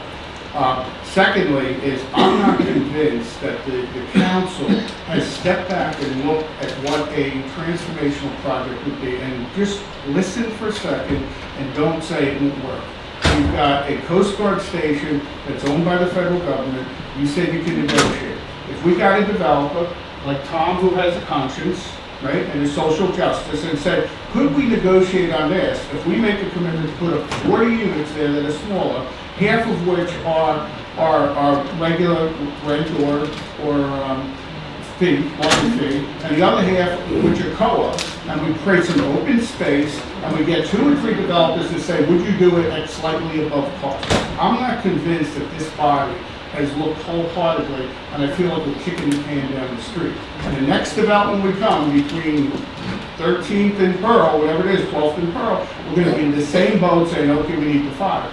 Tom himself said, if he didn't have COA on that site, the building would be half the size. Okay, let me just, there's just a couple things that you're not looking at this, I think, the From a legal view. Yeah, well, just what the rules are, okay? Is it the Coast Guard base or where your old was, right? Okay, you can do all that project, okay? But if you're gonna take there's no magic number you hit here, where you say, oh, we don't have to build any more affordable housing, we're done. We're done. So if anybody is gonna do anything on this post office bill, okay, there's gonna be affordable housing there. Okay? Doesn't matter. So if it's look going to bigger, be there, it if doesn't we look matter. bigger, Tom is a creative guy and said, Tom, what do you think of putting 2 affordable housing there and reducing your units to the amount, and we'll try to work with you on the Coast Guard station to be able to do that. It reduces the scale, gives you some cost of living, and it's a longer term view than we're looking at right now. My second point, I'm not looking at debate because I think another session is important. Mr. Little, you talked about these pavers and stuff. Jamie back here, I got rocked last week. I mean, she has her numbers, and she says, you had a guy on the land use board who is a municipal water engineer who voted against this and said, hey, listen, this is all experimental stuff. We should, Jim, it's on the record, Jim had said that. Jim had said that, and I spoke to him afterwards, and he reinforced it. Jim W? Bill Collins. I'm sorry. And I didn't read the whole article, but we're talking about this water management thing. There's an article today or yesterday, I just got handed to me, it's coming in the Atlantic City Express, talking about Ocean City, which was the place that you visited to look at what they're doing. And basically, somebody said, here's what it says. It's not quite working the way they said it would be. So it's not simply answers, it's simply that a lot of this is new for us, and we should move slower, and you should listen to the population. Should you talk about the pumping station? I'm sorry? The pumping station? Yes. Anybody else with a question? Clark Kona, 100 Northwest. Can you enlighten us as to the concessions? You mentioned that there were concessions. Can you help us? I can't enlighten you with that because I don't know that they've come, but they have come with some comments of decreasing density and precisely. I can't, it's not really, it wouldn't be appropriate for me because I have nothing in writing. Okay, when you mentioned it, I thought maybe we could share. They've been very willing to talk to us. Anybody else with questions? When is the informational meeting going to be? Undecided. We're figuring it out. Yeah, come forward. Name and address. Lori Anderson, 10011 West Avenue, Beach Haven. When Just a comment, we were talking about the parking, 37 spaces for the residents there, and there would be 5, right? 'Cause it was 6. So that we have 4 retail stores and 1 post office, we need employee parking, as well as customer parking. 6 just seems like a very big number by the time you get 2 people maybe in the store, an owner and a helper, an employee, plus that doesn't leave anybody any parking for customers. Well, it's way more parking than most people are getting, that's all I can say. I rode my bike here tonight. I think a lot of people do that in town, but there is parking on the street also. Yeah. Thanks. Any more, yes? Did you want to, no, you have. Any more questions, please come up with questions. So sorry. I brought up Nicole Baxter, 408 5th Street, 309 Center Street. I had brought up the bulk and design standards, and I have a sheet here of the COA ones, and they are saying the same thing our business district is. So really, this question's for Frank, because I don't think anyone's really answering it for me. You have a 25-foot rear yard setback that's required in the business district, okay? And right now, this building has a 5-foot setback, thank you, which you're making a buffer, so that means evergreen, some kind of evergreen shrub, right? So that means you really can't walk, so right now you're gonna the building is proposed at 5 feet from the property line and an evergreen thing going all the way down. How does anyone get access to the back of the building when they're walking in? And so it's a 2-part question. That's 1-part question, and the second part is, we have a 25-foot rear setback in the business district, and why do you think that that's a good decision to not respect that? I don't know if I can render that opinion at this point. The council has looked at this plan, the developer brought it forward, and council felt given these concessions, we get them the color units and get them the project. At this building, where nobody else. Maybe Jim could answer Well, that. and COA says it too. So COA's got the same bulk design standards on this as well. The overlay zone doesn't change any of the underlying zone, but the development, the rehab and the redevelopment ordinance, the council's allowed to do that. Yeah, it's simply, I guess your question is really, it's just simply, why would we do that? Why would the governing It's body affecting do the that? density of it. You know what I'm saying? Those parameters Like- are there to control density against low, you have. It's to allow an increase in the density. Okay, And so those standards are lessened to allow an increase in the density in order to allow the project to be economically feasible. Okay? So yes, it's different, and it's different in a way that's going to allow more to be built there. But is that a good thing? Well, that's for the governing body to decide, okay? I can tell you that in my professional opinion, yes it is, okay? Because the other options are nothing will be done, okay? Because the economics you can't take a structure of roughly that size, buy it, pay for it, tear it down, and build the same thing there and have an economically feasible project. That's the world of redevelopment. That's all we do. When you're going in, taking old stuff that has sat empty because the economics don't work anywhere, and you want to get rid of it and put up something new, 99% of the time you're building something bigger, something more than what was there, because you can't, it's the same as going and buying a house.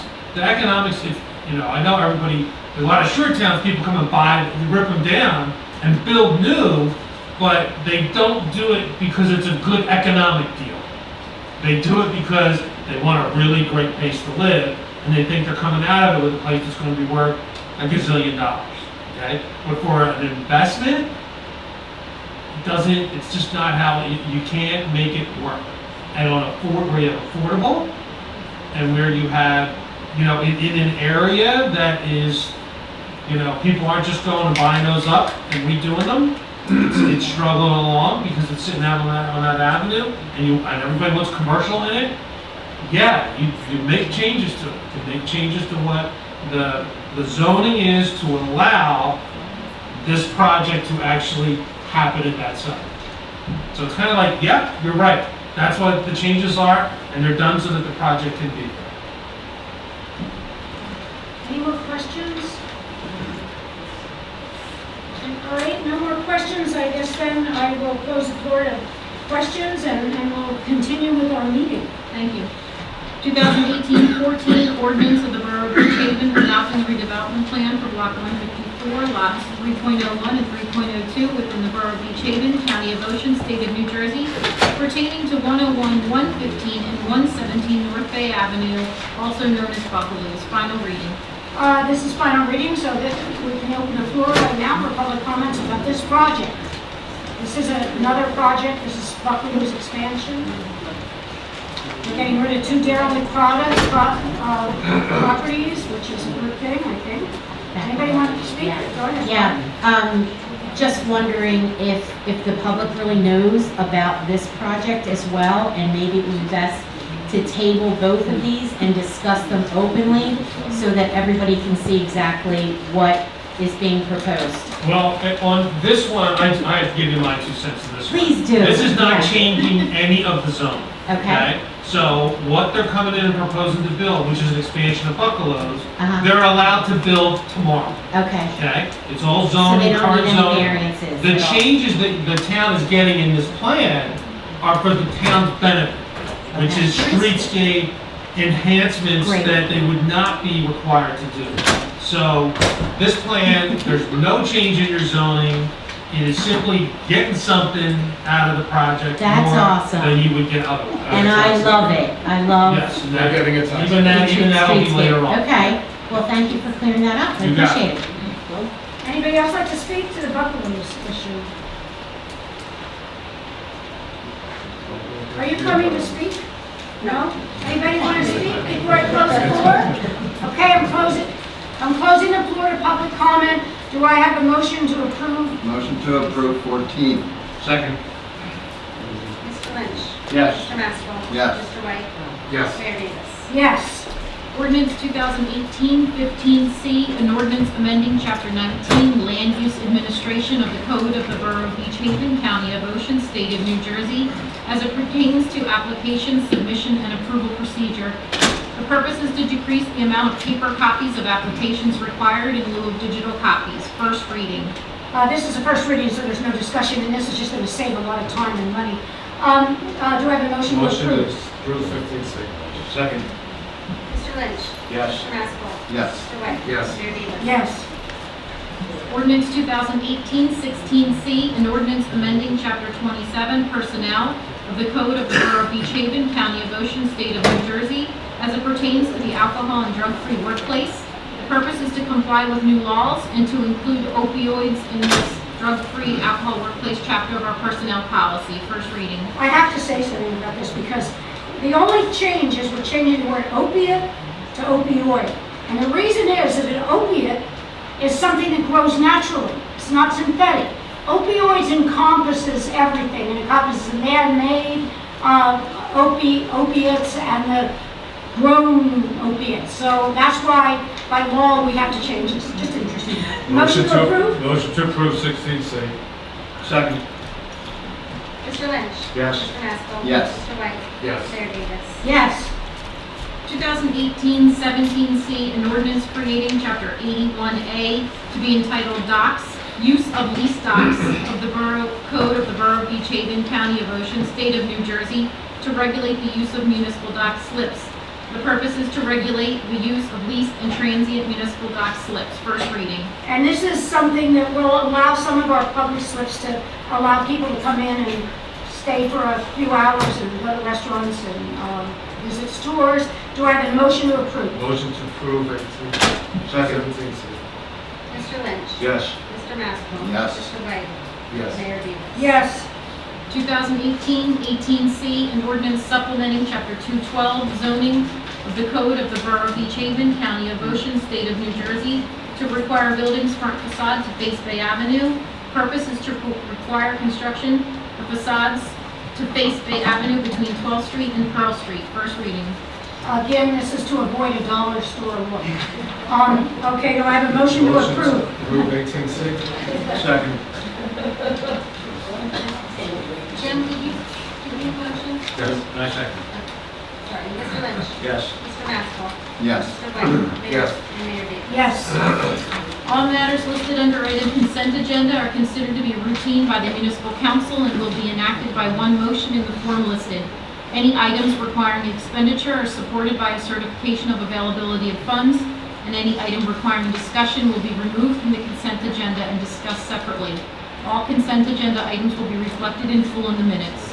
Resolution 119, appointing special law enforcement officers, Class 1. Resolution 120, returning piling bond. Resolution 124, returning park bond. Resolution 125 is the 2018 salary resolution. Resolution 126 is canceling water charges. Resolution 127, refunding tax payments. Resolution 128, returning remaining escrow. Resolution 131, authorizing the return of street opening bond.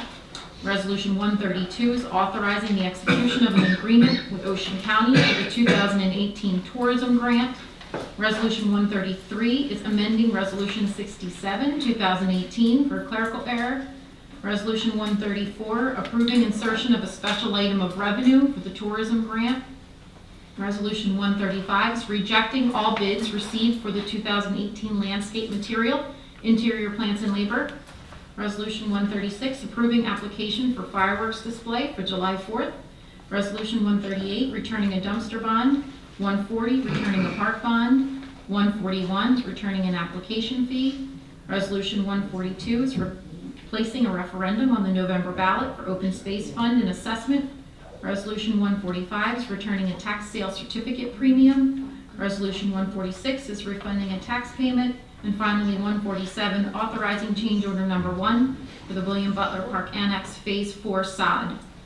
Does anybody want to take any of these off for further discussion? Anybody on council? No. No. Therefore, do I have a motion to approve all these Motions to approve the reservation, oh my God. resolutions? Resolutions as read. Second. Oh, sorry.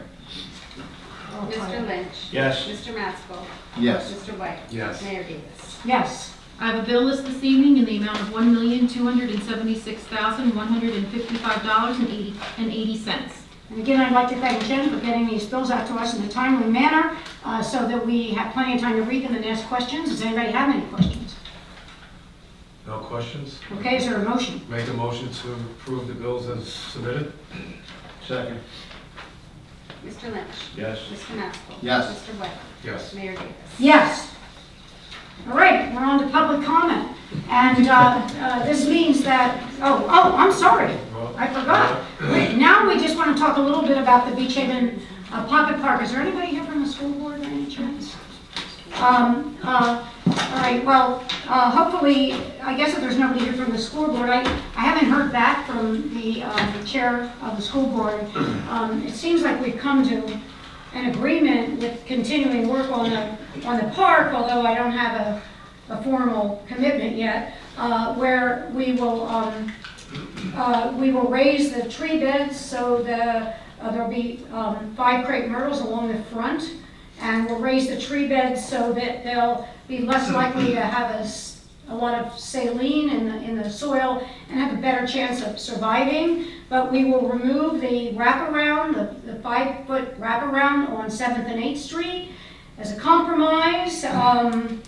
So I can't give you any more information than that, since I haven't really discussed it with the school board. We'd like to get this thing done by, we were hoping Memorial Day, but I don't even know if that's possible because we still have to get the landscape, other plants and benches and that sort of thing. But any comments? Anybody like to talk to that? Are you opening for public comment? Any comments on that? Anybody else? Are you talking about what's in front of the school? Yes? Okay. Name? For... Name? Name and address. It gets It might- recorded, it has to go. If you're standing in front of it and looking at it, I can show you pictures I've taken 10 years ago, directly across the street the curb. It's not ADA compliable. What is going on with that? You're gonna make this nice little thing in front of the school, and people in wheelchairs or handicapped can come up each side, and then if they wanna cross over and head down to, see the other shops, there's a curb there. There is ADA compliant, it's been built in, if you go look at it now. No, it's not. Yeah, we've talked On about. the corner directly next to it. You need to look at that. On 8th Street, because there's one now on 7th. Frank, can you address this? Because this has come up. Well, and I'll show you pictures I took 10 years ago. Yeah, well, I thought you meant on Bring them Front in. School. Excuse me? Yeah, bring them in. Okay. Well, All it is the I curb. understand what you're saying, could Frank address this? Oh, you think I'm BSing? No, I. Let's not, this is, stop. This is not a time to have arguments. Well, we're not arguing, we're being playful and we're talking, Well- Nancy. Please. I guess I'm getting tired, but Frank, you can address your That question. is a private property and a private curb and sidewalk. And until such time as, I believe, the individual actually makes repairs, the ADA thing will kick into play. But right now, it's. So nothing can be done about that to force them to I'm not comply? really sure. We'd have to speak with the borough attorney, and Jim's not the borough attorney on curbs and sidewalks tonight. Well, I know it sounds trivial. Like, we will address it find this out. week. We will call our borough attorney and ask him. We'll have to Okay, find but it's out whether important. we can force somebody to comply. Yeah, it's important. I understand. We do get block grants and things like that, and when we do those, we go in and fix these things, but again, it's extremely Oh, expensive. I understand that. Just wanted to address it, and if you want to see the pictures, I'll show them to you. Bring them in. I'm not sure. Thank you. Are there any more public comments? I think this is John public Harvey. comment. Are you, this is open to public comment? Oh, no, we're talking about the school. Are you talking about the school? Just the school. Yeah. Why don't we okay. just open it right now? We can open it if nobody else wants to Yeah, talk about John, the just school. stay. Okay, Just- so we John. open it for, okay, go John, ahead. just Go ahead, thank you. John Harvey, 211 2nd Street, Beach Haven, New Jersey. Crosswalks that don't have lights. People don't obey the law as far as pedestrians in the crosswalks. In the summer, we've got the lights, which are a huge help. The ones like on 2nd Street that don't have lights, these cars still do not pause, even if you're in the middle of the intersection. There's a random plastic sign over here that's intended to be in the crosswalk that says, beware, it's state law, you gotta stop. Is there any chance of getting something like that or better enforcement on a spot basis for people that are going through those crosswalks? John, I I have a would have to grandchild, talk to so the very police aware. about that. What's that? We'll have to talk to the police about that. There's Is very, there a a lot plan of to talk to this, the police about it? about what you're talking About about. how we get people to obey the state law on crosswalks, either informing them, education, or giving them The what they state do. law's a little confusing, because when you have traffic lights, you have to obey the traffic light. The walker doesn't have These are not traffic priority lights. over the traffic. This is not traffic lights, I'm talking 2nd Street, your street. Second There Street's are no lights there. between, they're between two traffic You lights. ask the police, just listen, there are no lights there, I okay? know. People whiz, I've got a 2-year-old grandchild. It's not even as much, it's safety, but the second issue is we want people to feel welcome here, and if people are skirting through these things, so my suggestion is either get the police department to enforce it, get these nice plastic things in the middle of the street says you must stop for people that enter pedestrian, I'll leave it to you. We're not allowed, I've asked them that, because I like those plastic things. You can't put them on a corner spot. It has to be between two streets. At least that's what they told me, but we'll ask them again. Anything, inform, do a campaign, We- give nice guy tickets to people that do stop, whatever. We will open a dialogue again. Yeah, thank you. Any more public comments?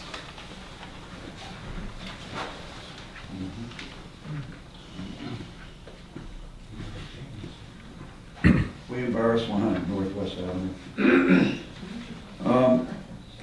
There's a misunderstanding about COA, and I think maybe we should put a section on the borough website and clear this up.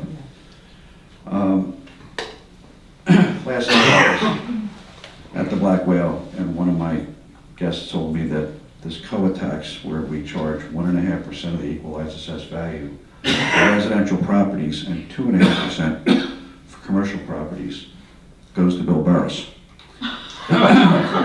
It came from a very prominent member in this business community. I won't get into it, They were but joking. they weren't joking. They weren't Are joking. you here to negotiate that? Yeah, and what was said earlier, no, I'm not here to negotiate anything like that, because COA was started by the borough. You're right, you were sued. Because you sued somebody, and you made a mistake when you sued somebody. You sued to set back a subdivision that never occurred, and properties that were conveyed by title by prior administrations to this board. And my wife and I got hurt significantly by that lawsuit. But what started COA is your engineer, Frank Little, supplied a vacant land inventory to COA as required by law and listed 2 lots that were owned by my wife, Linda Burris, as vacant and available for development. While the borough was suing us that those lots were not eligible to be separately titled. We bought them separate from the seller who owned the bank building and who owned the lots behind. And they were separate transactions. We had title, we had attorneys, we had everything we needed. But because of some political issues with people I didn't even know at the time, we got sued. And that's what brought you into COA. You started it. So now you have to pay for it. And we've all paid. But COA is a good thing for Beach Haven. 60% of my employees, I figure, would benefit by affordable housing. They can't afford to live here. You've done surveys, you hired Getz, you've done other surveys that say affordable housing is a good thing. Let's talk about the settlement. I heard John Harvey get up earlier and say our settlement's 120 units that we're supposed to develop. How many is it, Sherry? It's 188. It's 188, not 120. That was the settlement. That's what we agreed to. What was the assertion by Fair Share Housing that we should have provided? What did we settle? Wasn't the number 343? It was. Yeah, it was 343 units, but we as a community settled for 188, which means we agreed to provide 188 units. I think we need to figure out how we do something more than the one that I'm providing and the 5 that Tom Bertussi's providing. I mean, we've got to do something. We got a lot of money in an account. Let's figure out how to do it. Somebody talked about the Coast Guard station. I think that's a great idea. We should talk about what we can do by way of affordable housing. We need to do more affordable housing in this community. It's not, there are people who said, why do we want them in this community? I'm not sure who them is. Them are the people who work for us in this community, who are the business workers and who work in my kitchens and who work in all the stores and Murphy's. And these people that work in these places, all of our employees are the people who would be benefits of, an affordable housing program. The ambulance squad, you heard that. We're almost to a paid squad from a volunteer squad. You've put this criteria out there that people who comply or enlist in the first aid squad or enlist in the fire department, we give them a preference. That's a great concept. We're not supposed to be advertising it, but I think we can get away with it. That's a good thing. I think we need to better understand COA, because there shouldn't be talk on the street that this is Burris's thing and it's a bad thing. It's a good thing and we should promote. Should we increase densities all over the place? That's for you to decide as council. This 42 feet that somebody said earlier was a COA requirement. 42 feet's a Jim White requirement. When we all met and we were talking about this overlay zone plan, remember the overlay zone plan and Jeff Wells and Jeff, don't you remember that Jeff said, well, we can do this with 37, 38, 39 feet? Jim White said, let's come up with a number, and I want that to be the number. That's what you said, and it was 42 feet. I just have to interrupt you here, Bill. We asked for 38 feet. The COA people came back to us, and it's in writing, and they said, we want you to go to 42 feet as the maximum area, and so that they were adamant about that. I'd have to go back. Because I didn't come here to argue with you. I'm here to state facts. Right. I like to do that. You kind of get off track. That is a fact. No, you get off track. Jim White is the one that wanted 42 feet. The pocket park, as far as I'm aware of, there are no issues with the pocket park. I believe that everything has been resolved, and there was communication issues. I don't think they exist any longer. Jack Service Center. Somebody made a comment tonight that it didn't need to come to the land use board. What happened with Jack Service Center? That wasn't said up here at all, was it? Earlier, you guys said that this was... It came as a variant subdivision. It came as a subdivision to the land use board, and the lot lines had to be redrawn, right, Frank? They had to redraw the lot lines. But what happened here is they redrew the lot lines and they didn't ask to see what they were doing. This is the banana in the tailpipe trick. You got fooled. This isn't going to ever happen again. They came and got a subdivision, and then look what he built. He built it because we let him. If he had come with a plan and showed everybody what he was going to do, it would have never been approved. He came in for a simple subdivision, and instead of the land use board doing what they're supposed to, which is ask for a drawing, they didn't ask for a drawing. That's why you got what you got, and that's why you're passing an ordinance tonight on first reading to not ever allow that to happen again. We can't make those stupid mistakes. That was a dumb mistake. Borough right away, handicap access. It's borough right away. Why do we have to worry about what the store shops are going to do? We can just do it. If you've got something that doesn't meet handicap access code and it's on Main Street, let's just fix it. Spend the money. You put it in the budget for next year if you have to. But that should be something that we deal with. Thanks. Thank you. Next public comment?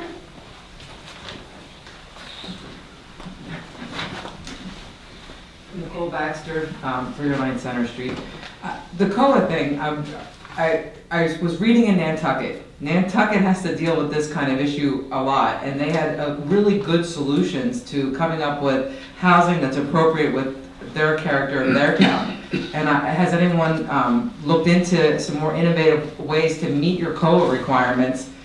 We discussed this ad nauseum. Our spending plan has lots of different options, and we were even talking about amending our spending plan to allocate the funds for different methods. We can create affordable housing by a lot of different methods, and it's really just getting off the ground. So we definitely want to look at other options. Right, because I just see it's like you got one there, you got five, you're trying to put five there, and we're just trying to jam them. Yeah, when we created the overlay zone and the townwide ordinance, our requirement under the settlement agreement was to make opportunities available for developers. They didn't say we had to build them, although we want to, that we had to make an opportunity for a developer to bring COA.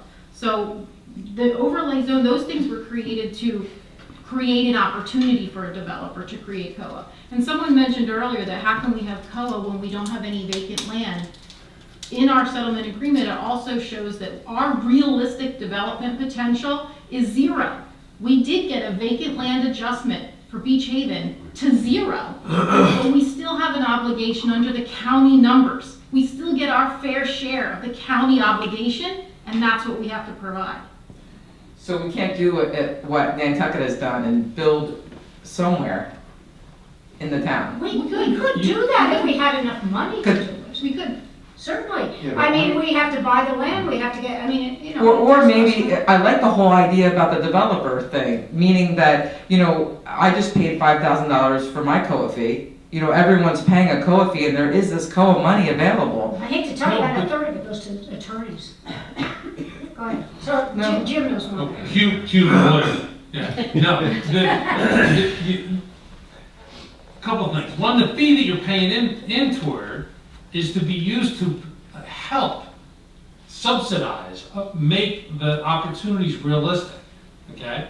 So you can be paying a fee in on a commercial property, and that money's being used to the guy next door to help subsidize, help make feasible the affordable unit. The other point just I want to make with the way you're talking on affordable, building, putting 40 units at the Coast Guard base, okay, does not remove the need that when someone is building 10 units in another spot in your downtown, that they're going to have to conform to COA. They're going to have a 20% set aside, okay? And the thinking is that you want the affordable units mixed in.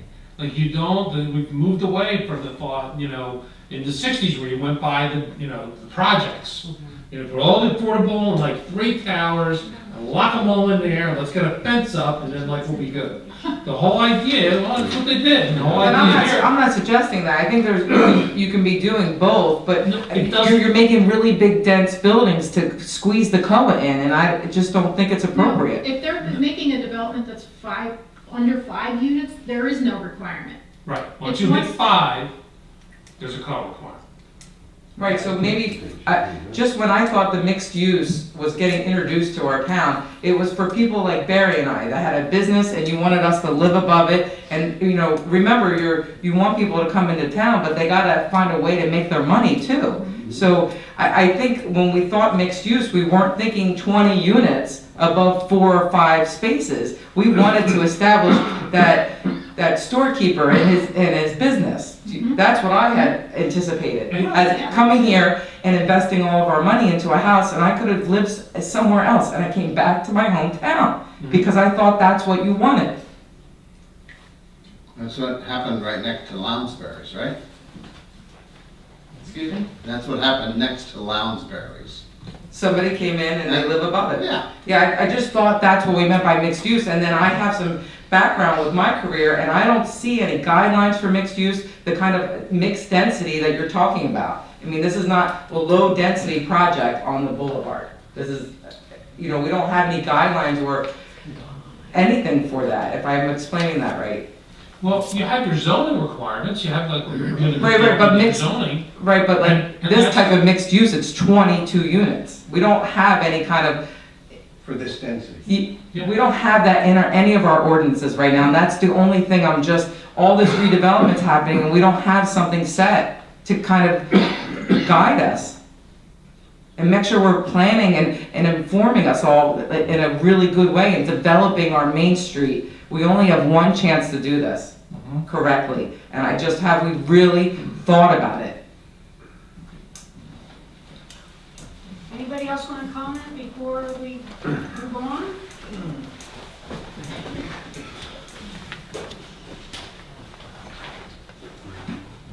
Welcome.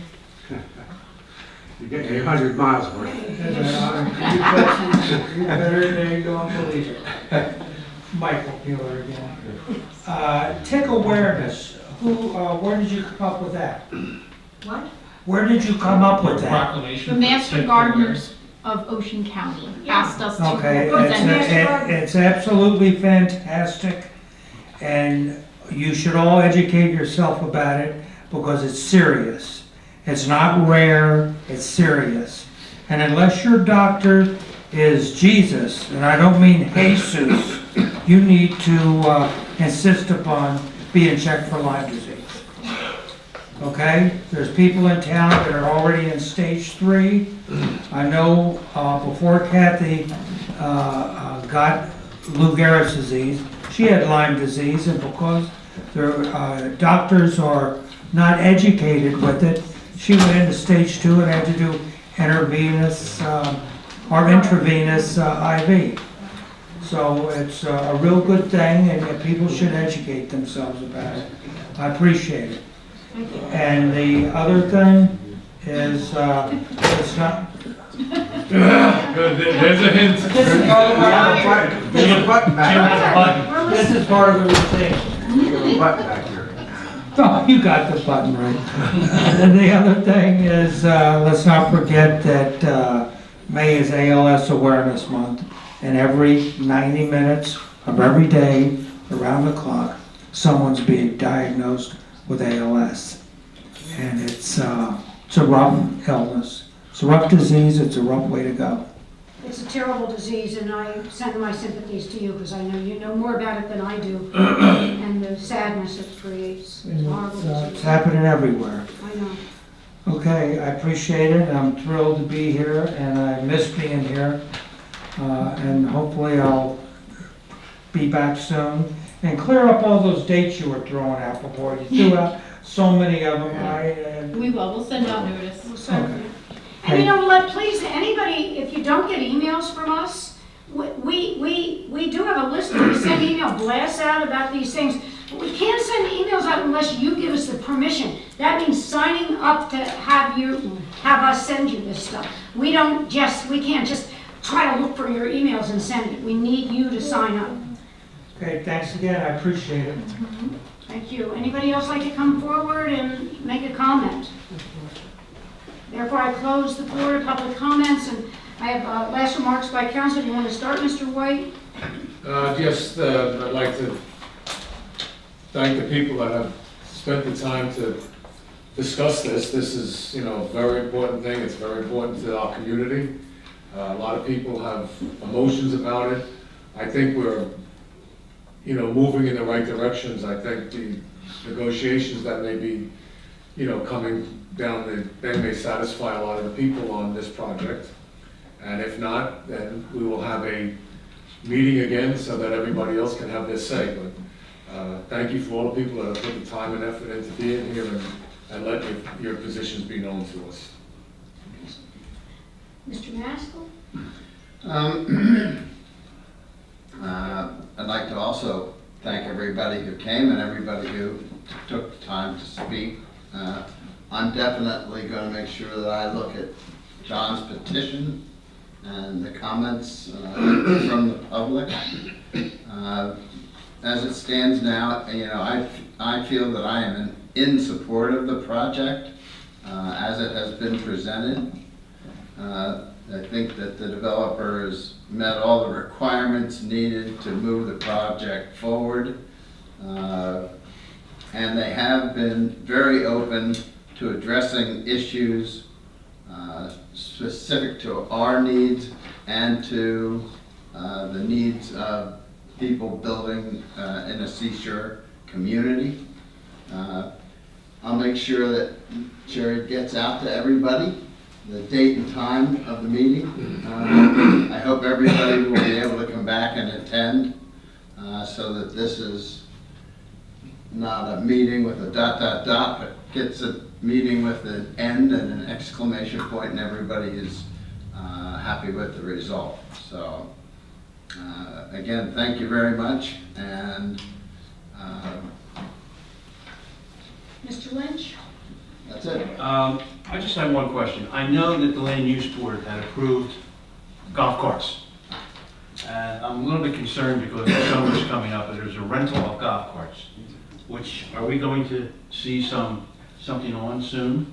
I don't know, I have not seen a land use board resolution on that. I heard it was a 4-3 resolution for rental of electric carts in I town. followed up on it today, requesting the resolution, and I have yet to see it, but I will continue to ask for it so we know what our recourse is. Good. It has to come to us. So. Yeah, that's what I'm saying. So. But the summer's coming up very quickly, and, don't want to be pushing something in August. The second thing is I want to thank everybody for coming tonight. I really appreciate it. And we heard it loud and clear. And I had a lot of calls on the weekend, which we heard loud and clear as well. So thank you very much.